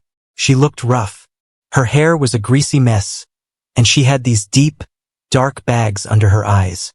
She looked like she hadn't slept in days. When I asked her what was up, she just kept apologizing. I pushed for more details and eventually, she spilled the beans. Turns out her in-laws are a real nightmare. Apparently, they've been harassing her for nearly 3 years about having sister-in-law as the maid of honor at the wedding, and when my friend chose me, they went ballistic. My friend said she thought she'd be able to handle it until the wedding day. But then mother-in-law threatened to ruin her wedding unless sister-in-law was the maid of honor. Her friend panicked, and that's when she told me I would no longer be maid of honor. She apologized for the money-hungry comment and said that she was in such an awful place mentally that hearing me mention the money made her really upset. The reason all our friends were attacking me is because they knew about the mother-in-law situation. My friend had been keeping an earth-shattering secret from me. A secret so spine-tingling that she feared it would shatter our friendship forever. You see, she concealed it because she didn't want me to back away due to her overbearing mother-in-law. But little did she know I was completely clueless about the jaw-dropping truth. Meanwhile, her fiancé, well, he harbored a dark, sinister secret of his own. One that could potentially rip apart his already fragile relationship with his own mother. It was a ticking time bomb of shocking revelations, and my dear friend was doing everything in her power to keep it from detonating. When she finally spilled the beans, the shock waves of that revelation hit me like a freight train, leaving me in a state of bewilderment and disbelief that I couldn't shake off for days. I didn't know she was enduring 3 years of harassment because of me. I immediately apologized, and she apologized, and we both cried a lot. When the tears stopped, she pulled out an envelope with $100 and gave it to me. I originally refused, but she insisted, so I took it. I encouraged her to tell her fiancé because keeping this from him wasn't helping anyone. But if he decided to cut off mother-in-law, then that was his decision, not hers. After talking a lot more about future boundaries, our friendship, and the wedding, I decided I would go to the wedding and we'd still be friends. I know my friend didn't handle this in the best way, but I have known her for over 2 decades, and she's practically my platonic soulmate. At first, I thought it was just a minor hiccup, something not worth making a fuss over, but let me tell you, things took a jaw-dropping turn. Picture this. I was all set to share my updates just like I always do, but right when I was about to spill the beans, my phone buzzed with a text that rocked my world. It was my friend, and her message was nothing short of explosive. Her fiancé had gone and invited his mom, practically half the family, and even his sister-in-law to the party, all because of how they had treated my friend and me before. Can you believe that? But here's the kicker. She asked me to step back into the role of the maid of honor, and guess what, guys? I said yes without a second thought. It's like we're in the middle of an epic plot twist that's about to unfold, and I can hardly contain my excitement. Buckle up because this story is far from over, and I can't wait to see what happens next. I just want to give a final thank you to Reddit for helping me through this, and I hope all of you have a nice night. Wow, what an emotional roller coaster. It's amazing to see how your friendship has stood the test of time and endured through this difficult situation. It takes a lot of strength to forgive and move forward, and I truly admire that. Wishing you all the best for the wedding, and kudos to the fiancé for taking a stand against toxic behavior. Reddit really came through with some solid advice as always. Stay strong. Have things been clarified with the other friends, and did they apologize to you by all of this? It is nice that a bride apologized, but it is also on her to clear the air with other friends and help make amends between them. AB, I can sympathize with the stress Brad was under, but it does not negate the hurt done to OP by their other friends because of her actions. I genuinely cannot fathom planning your wedding with someone who either couldn't or wouldn't openly communicate about stuff like this. Right? If a boyfriend's family did have this crap to me, I'd want to tell him first, and he'd better do something, otherwise I'm gone. Not an ultimatum, but I'm at a point in my life where I'm not going to beg or train a partner to treat me with respect. Now on to the next story. Story 7. Sil bribed my 5-year-old to keep quiet about her violent ex coming over while babysitting. I called the cops, and now my husband is siding with his sister. I, 32F, have a 5-year-old daughter, Emma, with my husband, George, 33M. George and I have been married for about 8 years now. We met in college through some common friends, dated for a couple of years, and then finally got married. We have had a normal relationship, and the fights we used to have weren't anything out of the ordinary. But this recent one doesn't fall into that category, and that's why I'm here for advice, because I really don't know if I was in the wrong here or not. I'm lost. My husband and I haven't spoken for 4 whole days because of our fight, so I need to talk about this urgently. George has a younger sister, Kendra, 30F, who got divorced from her husband 4 years and a couple of months ago due to irreconcilable differences, according to her. Since then, she's been down in the dumps and has been visiting us frequently. But I didn't mind because she and I shared a good relationship. She was happy when she'd be around Emma, and my daughter also appreciated spending time and playing with her aunt. So I didn't have a problem with her coming over often, and of course, neither did George. Then, about a month and a half ago, I received a promotion at work and took up a new project, which meant an increase in my workload. George and I did have a professional babysitter to look after Emma when she came back home from kindergarten until either George or I got back from work. We didn't think it was a good idea for her to be left alone at home for hours, so this was our best way forward until she was old enough to stay home by herself. We could afford it, so we didn't have a problem with this arrangement until I took up the new project and decided to work on Saturdays as well until I was done with my work to ease up the pressure. Unfortunately, my husband also worked Saturdays, so he couldn't stay back home with Emma either. We'd spoken to our babysitter, but she wasn't willing to work 6 days a week regardless of the raise we offered. So we were in a tight situation. But then Kendra offered to look after Emma on the Saturdays, and we were grateful to her since she was giving up her day off to take care of her niece, and that was a big deal. Plus, we trusted her, and she was great with Emma as well, so we went ahead with that arrangement. And we were okay with it up until a week ago when my daughter finally told me what her aunt had been up to at our house when we were not at home through these past couple of weeks. I'd noticed that the number of toys that Emma had was gradually increasing, but we hadn't bought her any new toys recently. I'd never even seen some of the new toys she happened to be playing with, and neither did George, so I asked Kendra about it, and she told me that these were her gifts to Emma. I didn't have an issue with it at the time, but I did tell her to not give her gifts so often because we didn't want to spoil her by giving her something new to play with every week, and she said that she wouldn't, but it continued.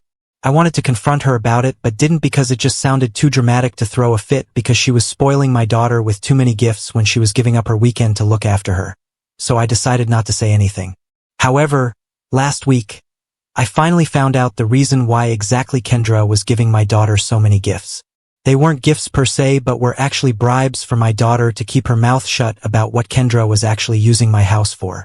And when Emma finally told me what was going on, I couldn't hold back and decided to report her to the police. Last week, while I was playing with my daughter, I decided to ask her about one of the toys she had, a red-haired doll, for fun. It happened to be one that Kendra had given her, and when I asked Emma how she got a hold of this doll, she told me that Aunt Kendra had gifted her this doll so that she would keep her mouth shut about Mr. Johnny, who would come home every weekend. When she said that, I was immediately on high alert because Kendra wasn't supposed to have visitors at our house when she was by herself. Nobody was, especially not when it was just her and Emma, because that sounded like a recipe for disaster. So I pushed my daughter to talk about it, but she refused, saying that Kendra had told her that she was not supposed to talk about this with her mommy, referring to me, and if she did tell me, Kendra would stop buying her gifts and wouldn't visit her ever again, which she didn't want, so she refused to tell me anything else. Kendra must have drilled it into her head pretty well because it was almost impossible to get her to talk. and only after about half an hour of coaxing and cajoling did Emma finally open up about what was going on and what she'd seen. She told me that the red-haired doll was the first one that Kendra had bought for her when she'd witnessed this Johnny guy visiting her. Emma was supposed to be napping at the time but had been roaming around in the house because she was bored, and that's when she noticed Kendra going into our bedroom with Johnny. And when Kendra noticed Emma watching, she locked the room and told her that she'd get in trouble if she breathed a word of this to me. So she didn't say anything, and Kendra promised to buy her toys if she stayed silent, which is what she did. But now that I'd begun to uncover these secrets that she'd been keeping from me, I absolutely had to find out more and pushed my daughter to tell me about this man who'd been visiting. I'd already concluded that Kendra had been having an affair with some guy and had been using our house as their hookup spot. What really took me by surprise was when Emma told me that she'd seen this man in photos around our house, and I was stunned because that meant she was having an affair with someone we knew. I asked her to point out who exactly she'd seen, and she led me to a photograph that we'd kept on the mantle of us with both our families on the day of our wedding. She pointed out Jonathan, who happened to be married to one of my cousins, Irene. Irene and Jonathan weren't together anymore and had divorced very recently when she found out that he'd been cheating on her with another woman. And it all made sense when my daughter finally opened up about what Kendra had been up to. Jonathan and Irene's divorce had pretty much shocked everyone in our family since they'd been high school sweethearts and even had twin toddlers together. So for them to part ways due to infidelity was something that none of us could have ever imagined, and neither could we have even imagined Jonathan smashing the windshield of Irene's car with a brick the day after their divorce was finalized because Irene had walked away with half of his bank balance as her divorce settlement. She hadn't pressed charges because, according to her, she was just too emotionally drained and wanted this to be over, but everyone felt that she should have. I personally felt that Jonathan was unhinged, and she should have filed for a restraining order against him, but ultimately it was her choice, and I couldn't say anything against it. However, now that I knew what I knew about Kendra, I decided that I had to report this because, in my opinion, she'd put my child in the same house as someone like Jonathan, who was definitely unhinged and didn't deserve to be around kids, least of all my daughter.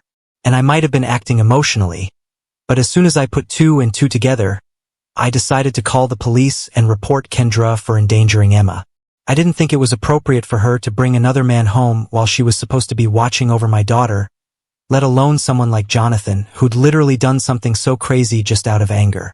The cops did get to her but let her off with a warning and a fine because she claimed that she had no idea what Jonathan had done in the past, which was just not possible because I myself had discussed the situation about Irene and Jonathan with her a couple of times, so I knew that she was well aware of who Jonathan was. Last weekend, my husband was out on a business trip and wasn't at home when I discovered what Kendra had been up to behind our backs, and I called the cops before I informed him, which is why he came back and got into a really bad fight with me over this. I tried to inform him after I'd called the cops, but he hadn't answered my calls or texts until he came back home. He accused me of being too paranoid and said that Kendra would never have put Emma in harm's way knowingly, and refused to believe that Kendra was aware of Jonathan's behavior regarding Irene in the past.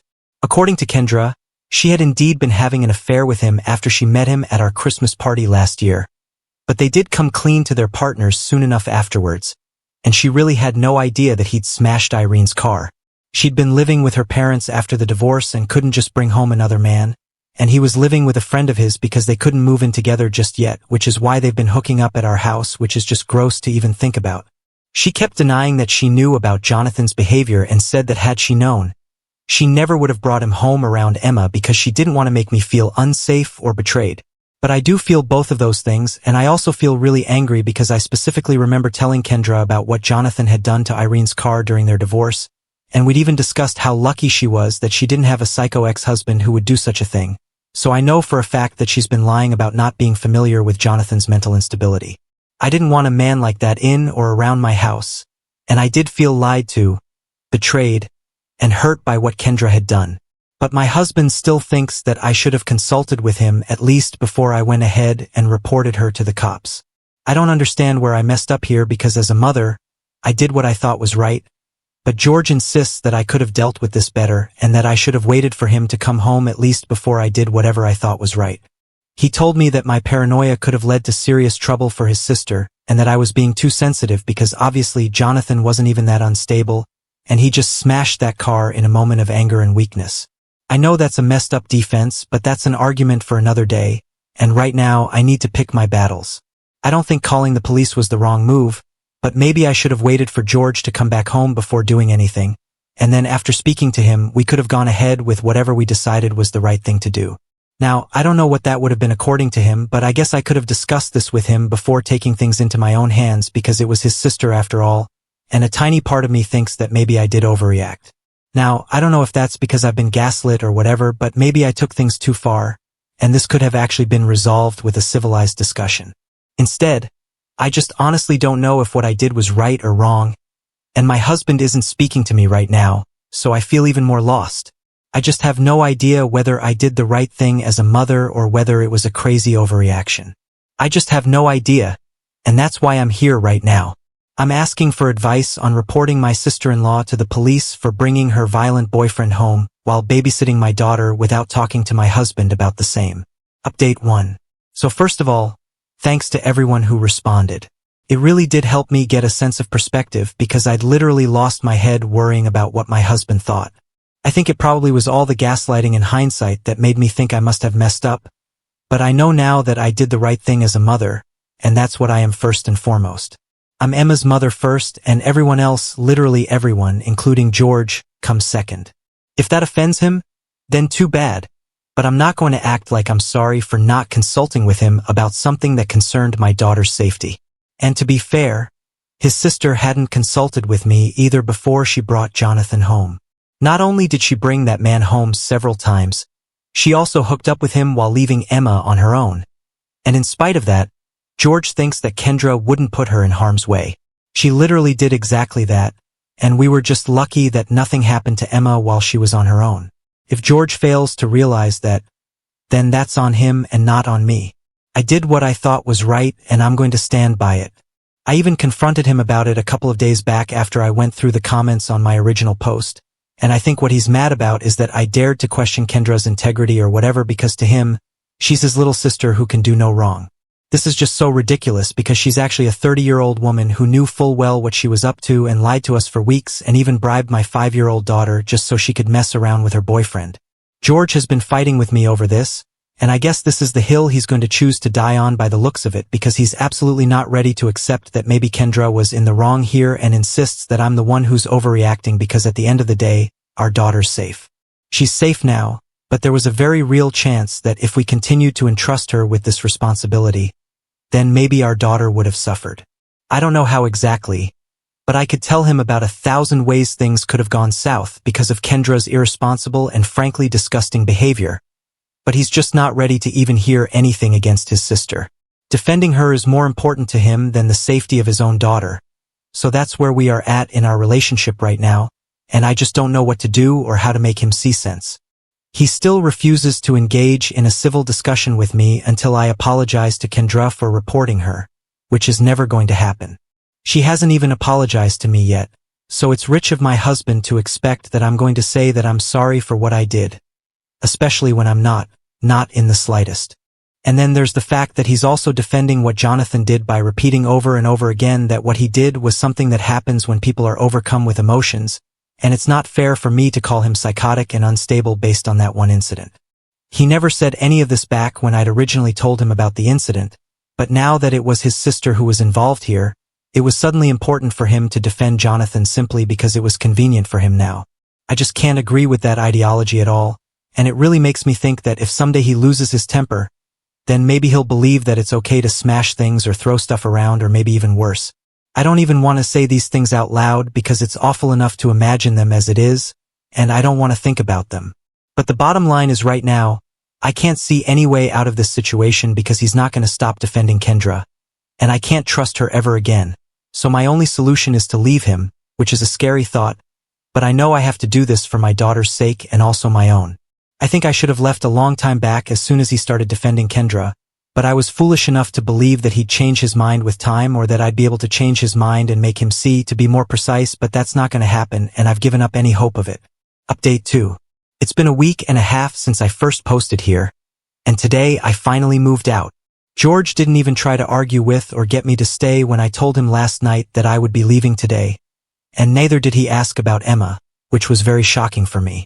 He told me that I was free to go wherever I wanted to because he didn't want to be with someone who didn't respect him and his family, referring to what I'd done with Kendra. So he's still on it and trying to manipulate me into believing that I was somehow in the wrong here, which by now, literally everyone involved knows I wasn't. Even Irene, who knows about what happened after I told her who exactly Jonathan had been cheating with, believes that at this point, they're all just forcing themselves to make me look like the bad guys so that they're not forced to look within themselves and find the filth and lies they filled themselves with to avoid any accountability at all. I agree with her wholeheartedly because I really can't imagine any other reason to still continue supporting Kendra even though she literally put Emma, his own daughter, in danger. Like I said earlier, defending his sister and proving that he's right is more important to him than his family, or maybe he doesn't think of us as his family at all and only cares about Kendra and his parents, who are also on her side, by the way, because that's actually what it feels like right now since he just let me and Emma go without putting up a fight, not even for my sake, but at least for Emma's sake. I expected him to at least ask about her. But he didn't, which is something I'm still struggling to come to terms with even though a couple of hours have passed since I left. It just sucks that after 8 years of marriage and more than a decade of being together, it still hasn't amounted to anything, and he's still choosing to treat us like crap, and all for Kendra, the same woman who ruined not 1 but 2 marriages, and if you count mine, then you can actually make it 3. It's so heartbreaking. And what's even more devastating is that I don't even have any answers for Emma right now. She doesn't know why she hasn't seen Aunt Kendra in ages, and neither does she know why she's leaving her dad at home and moving to her grandparents' place with me, maybe for good. She keeps asking me, and I just don't know what to tell her. It's devastating, but it is what it is, and I know this is in her best interest, so I'll do it for our sake. Update 3.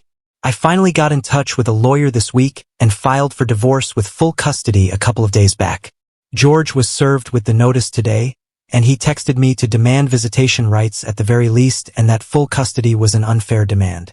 I don't know why he believes that I'm being unfair to him because I think he should have seen this coming given the fact that he hasn't bothered to reach out to me and check on his own daughter after we left. And it's been about 2 weeks since we've been living with my parents. So he had plenty of time to contact me for Emma's sake. He chose not to. And that's all that I needed to conclude that he doesn't deserve to be a part of Emma's life. It's taken me a while to explain to her that her father and Kendra aren't going to be a part of her life for a while until she grows up and can make her own decisions, and I'm not going to confuse her by reintroducing her to George again. There has to be an end to this, and I'm going to choose to end their relationship here because I don't think he valued us at all. Honestly, he screwed up royally, so now he pays the price for that, and I think full custody is completely fair. I texted him back saying that he can contest it if he thinks I'm being unfair, but it's ultimately up to the court to decide what's fair and what's unfair, not him. I thought that was a pretty neutral response, but for whatever reason, even that was enough to provoke him into getting all aggressive, and he started calling me names and accusing me of trying to alienate his child from him, which simply wasn't true. I think anyone with half a brain would be able to tell that he himself was responsible for whatever was going to happen now, and there was just no point in blaming me for a situation that he created. It's ridiculous that he even expected me to take his arguments seriously, and I really had no time to waste arguing with him, so I blocked him. It's been a couple of hours since then, and I've also forwarded all the texts to my lawyer just in case she needs them during the divorce proceedings or the custody battle. I've been trying to balance work and spending time with my daughter after I moved out and have delegated my work to other employees instead of trying to manage everything on my own, which I guess was my biggest flaw, but my daughter is my top priority right now, and I don't want to delegate the job to anyone anymore. I've learned my lesson now, lol. Update 4. Hi, so it's been a few months. Lots of things have happened since my last update, but most importantly, I'm divorced now and a single mother. I've moved into a new apartment of my own, and I'm no longer living with my parents and occupying their guest room, but I still drop by from time to time since they live close. I haven't spoken to George, my ex-husband, since the divorce because things got really nasty during the legal battle.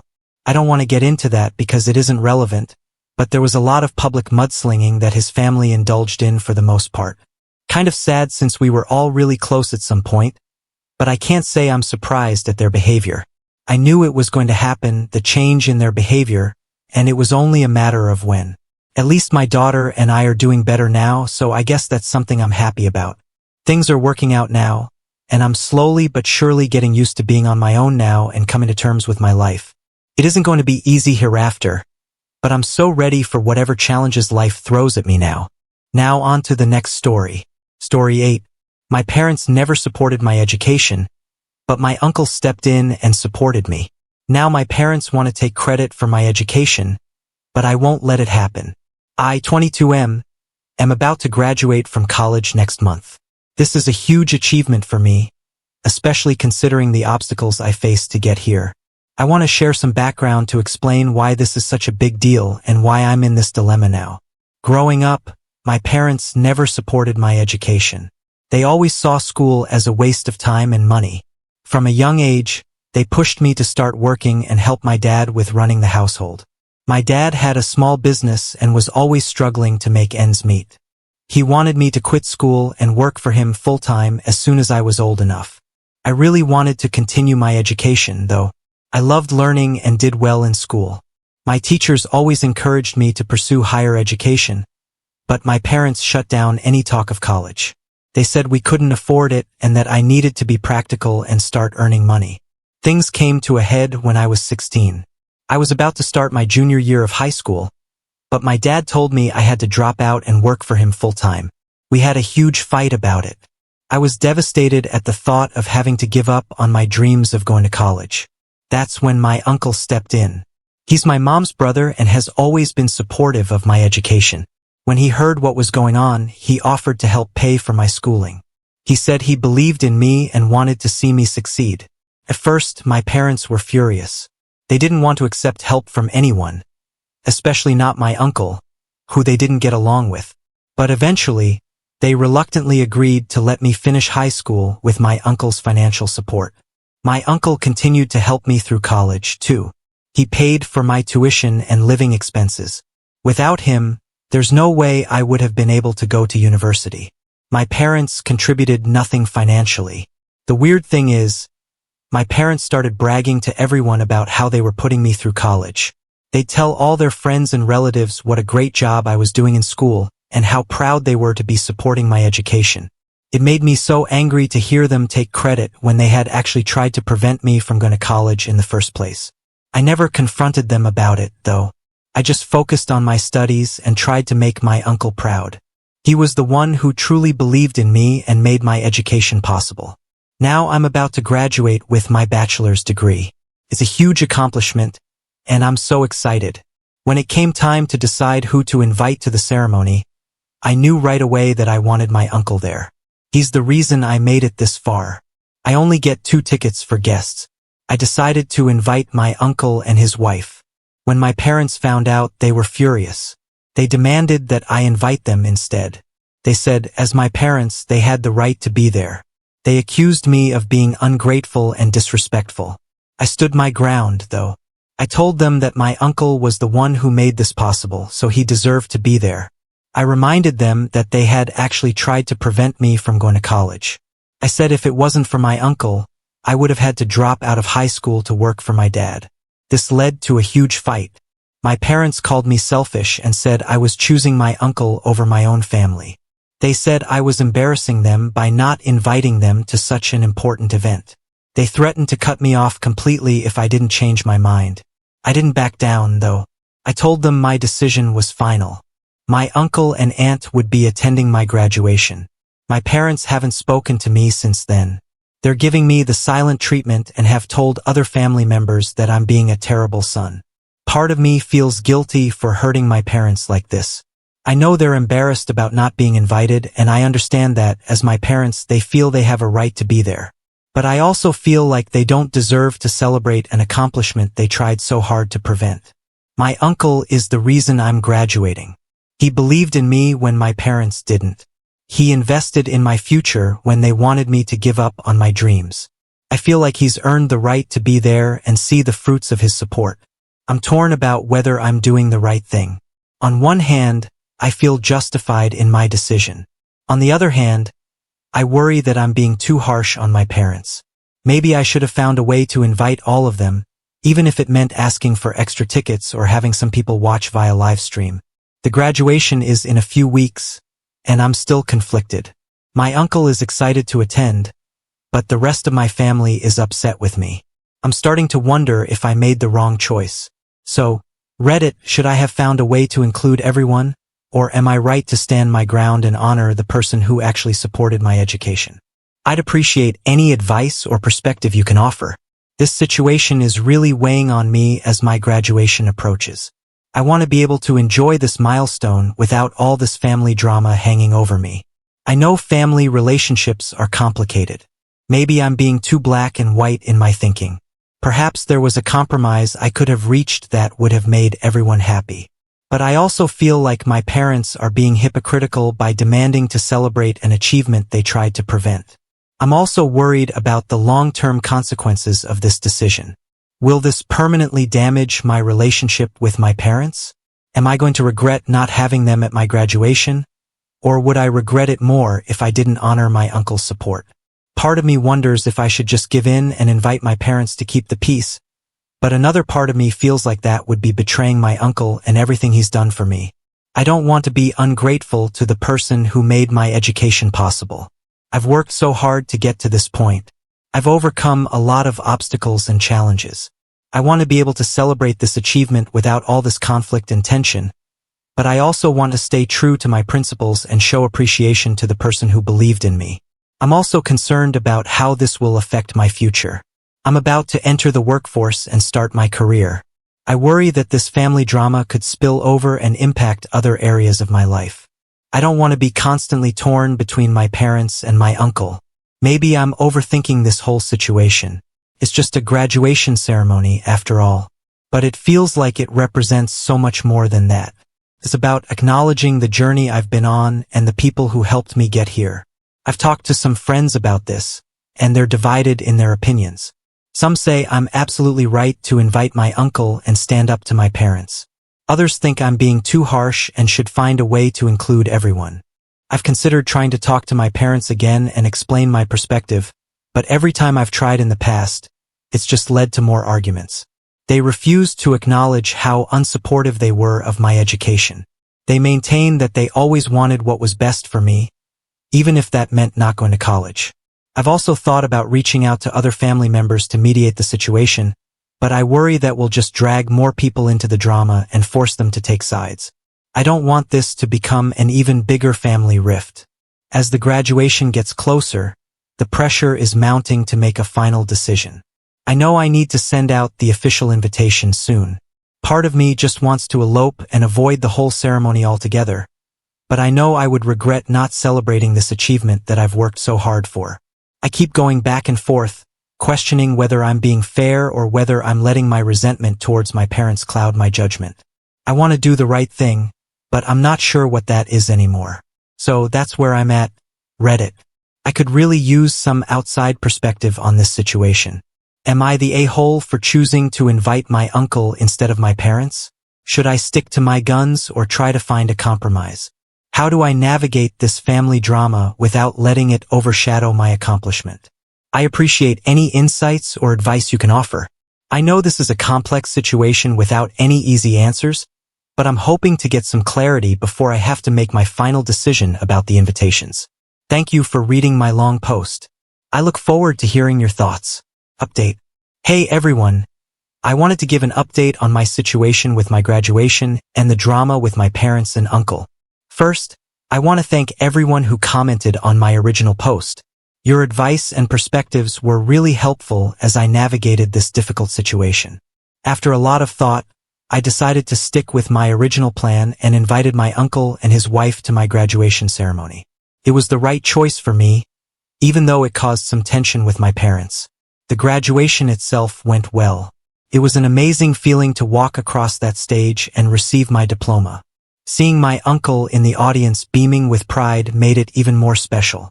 I knew he truly understood the significance of that moment and everything it took for me to get there. However, things took a turn after the ceremony. I found out that my parents had been spreading rumors and lies about my uncle to our extended family and friends. They were telling people that my uncle was a cunning, manipulative man who was trying to steal me away from them because he didn't have children of his own. They painted him as some kind of villain who had come between us and ruined our family. I was furious when I heard about this. Felt like a new low, even for my parents. They were so desperate to save face and avoid taking responsibility for their own actions that they were willing to slander my uncle, the person who had actually supported my dreams and made my education possible.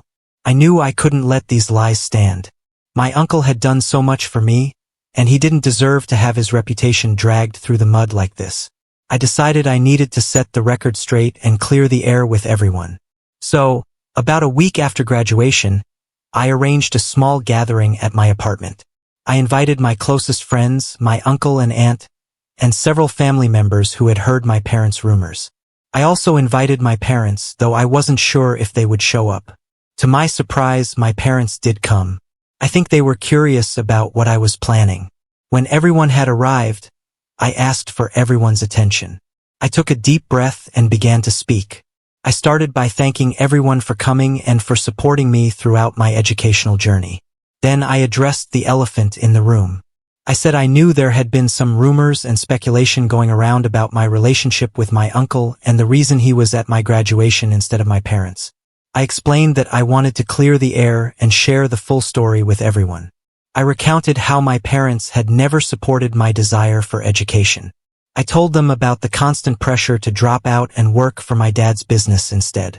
I described the ultimatum they gave me when I was 16, insisting I quit high school to work full-time. Then I explained how my uncle had stepped in. I shared how he offered to support my education financially when my parents refused. I made it clear that without my uncle's help, I would have had to drop out of high school and give up on my dreams of college. I addressed the rumors head-on. I said my uncle never tried to come between me and my parents. He simply wanted to support my education and help me achieve my goals. I emphasized that he didn't have any ulterior motives. He was just being kind and generous to his nephew. I also called out my parents for their hypocrisy. I revealed how they had taken credit for my educational achievements and bragged to others about putting me through college when, in reality, they had contributed nothing and had actively tried to prevent me from continuing my education. As I spoke, I could see the shock on people's faces. Many of them had only heard my parents' version of events. They had no idea about the real story behind my education and graduation. My parents looked furious as I exposed their lies. They tried to interrupt a few times, but I firmly asked them to let me finish. I knew this was my chance to finally tell my truth, and I wasn't going to let them silence me again. When I finished speaking, I turned to my uncle with tears in my eyes. I thanked him for everything he had done for me. I told him that I wouldn't be where I am today without his support and belief in me. I said he was the reason I was able to graduate college and pursue my dreams. The room was silent for a moment after I finished. Then my uncle stood up and hugged me.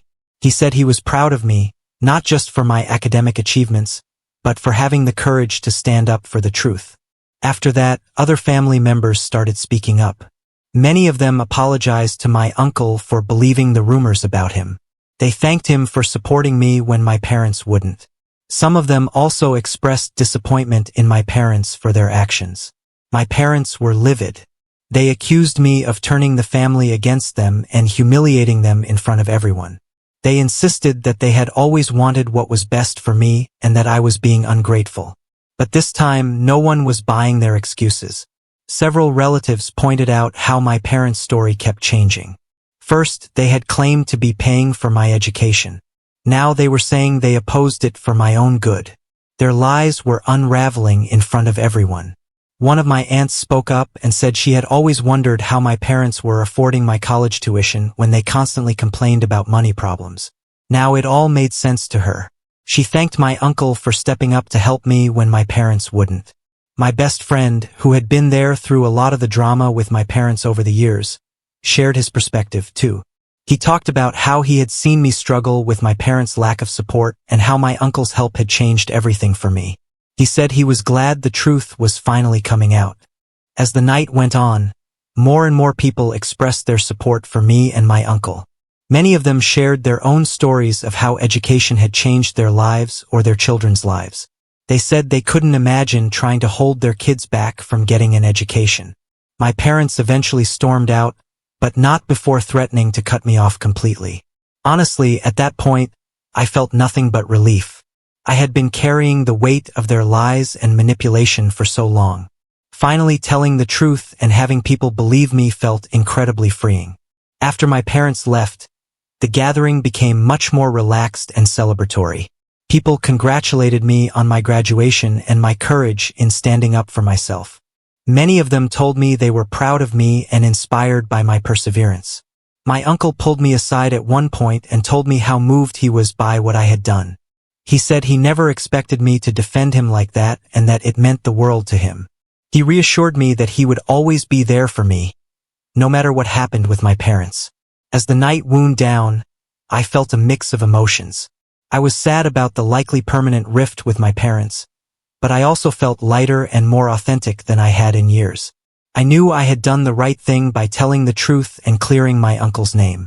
In the days that followed, I received many messages of support from family members and friends who had been at the gathering. Many of them told me they saw me in a new light and admired my integrity. Some even shared that my story had inspired them to be more supportive of their own children's educational goals.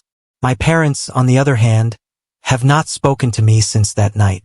They're still angry and insist that I betrayed them. Part of me hopes that someday they'll come around and acknowledge the truth, but I'm also prepared for the possibility that this might be the end of our relationship. I won't pretend it's been easy. There are moments when I feel guilty or doubt my decision to expose everything. But then I remind myself of all the years of manipulation and lies. I think about how they were willing to sacrifice my future and slander my uncle just to save face. In those moments, I know I did the right thing. My uncle has been incredibly supportive through all of this. He keeps reminding me that none of this is my fault and that I have nothing to feel guilty about. He's helped me see that setting boundaries and standing up for the truth doesn't make me a bad person or a bad son. Looking ahead, I'm focused on moving forward with my life and career. I'm excited about the opportunities my education has opened up for me. I'm also working on building stronger relationships with the family members who have shown their support. I'm learning that family isn't just about blood relations. It's about the people who support you, believe in you, and want what's best for you. By that definition, my uncle is more family to me than my parents ever were. To anyone else dealing with unsupportive parents or family drama, I want to say, don't be afraid to stand up for yourself and tell your truth. It's not easy, but it's worth it. You deserve to have your achievements celebrated and your support system acknowledged. Thank you again to everyone who offered advice on my original post. Your support gave me the courage to handle this difficult situation. I'm sure there will be more challenges ahead as I navigate this new family dynamic, but I feel stronger and more confident in myself than ever before. Now on to the next story. Story 9. It all started when I was just 6 years old, which was when my mom passed away. Losing her was incredibly hard on me, but it hit my dad even harder. He was devastated, a shadow of himself, really lost in his grief. But as time went by, he began to find his footing again. Took about 5 years, but he eventually felt ready to open his heart again, and that's when he met Maya. Maya seemed nice at first, and she came with her own baggage. A daughter named Zany whose dad had died from pancreatic cancer. This common ground of loss and grief brought my dad and Maya closer, and they decided to marry, blending our families together. I was hopeful at first, thinking maybe this could somehow make our family feel whole again. However, it soon became apparent that things weren't going to be as harmonious as I'd hoped. Zany quickly became the center of attention, the so-called golden child. My dad, perhaps because he was still vulnerable from his own loss, was particularly indulgent towards her. Zany had learned early on how her emotional outbursts could manipulate situations in her favor, crying or throwing tantrums whenever she wanted something. As for me, the expectation was that I would always be the responsible one, the big sister who had to know better and act better. This was despite the fact that I too had lost a parent, yet my grief seemed to be overlooked or minimized compared to Zany's. Fast forward through my teenage years, filled with this lopsided family dynamic, to when I started college. I worked hard, earned a scholarship, and even landed a great job through a summer internship.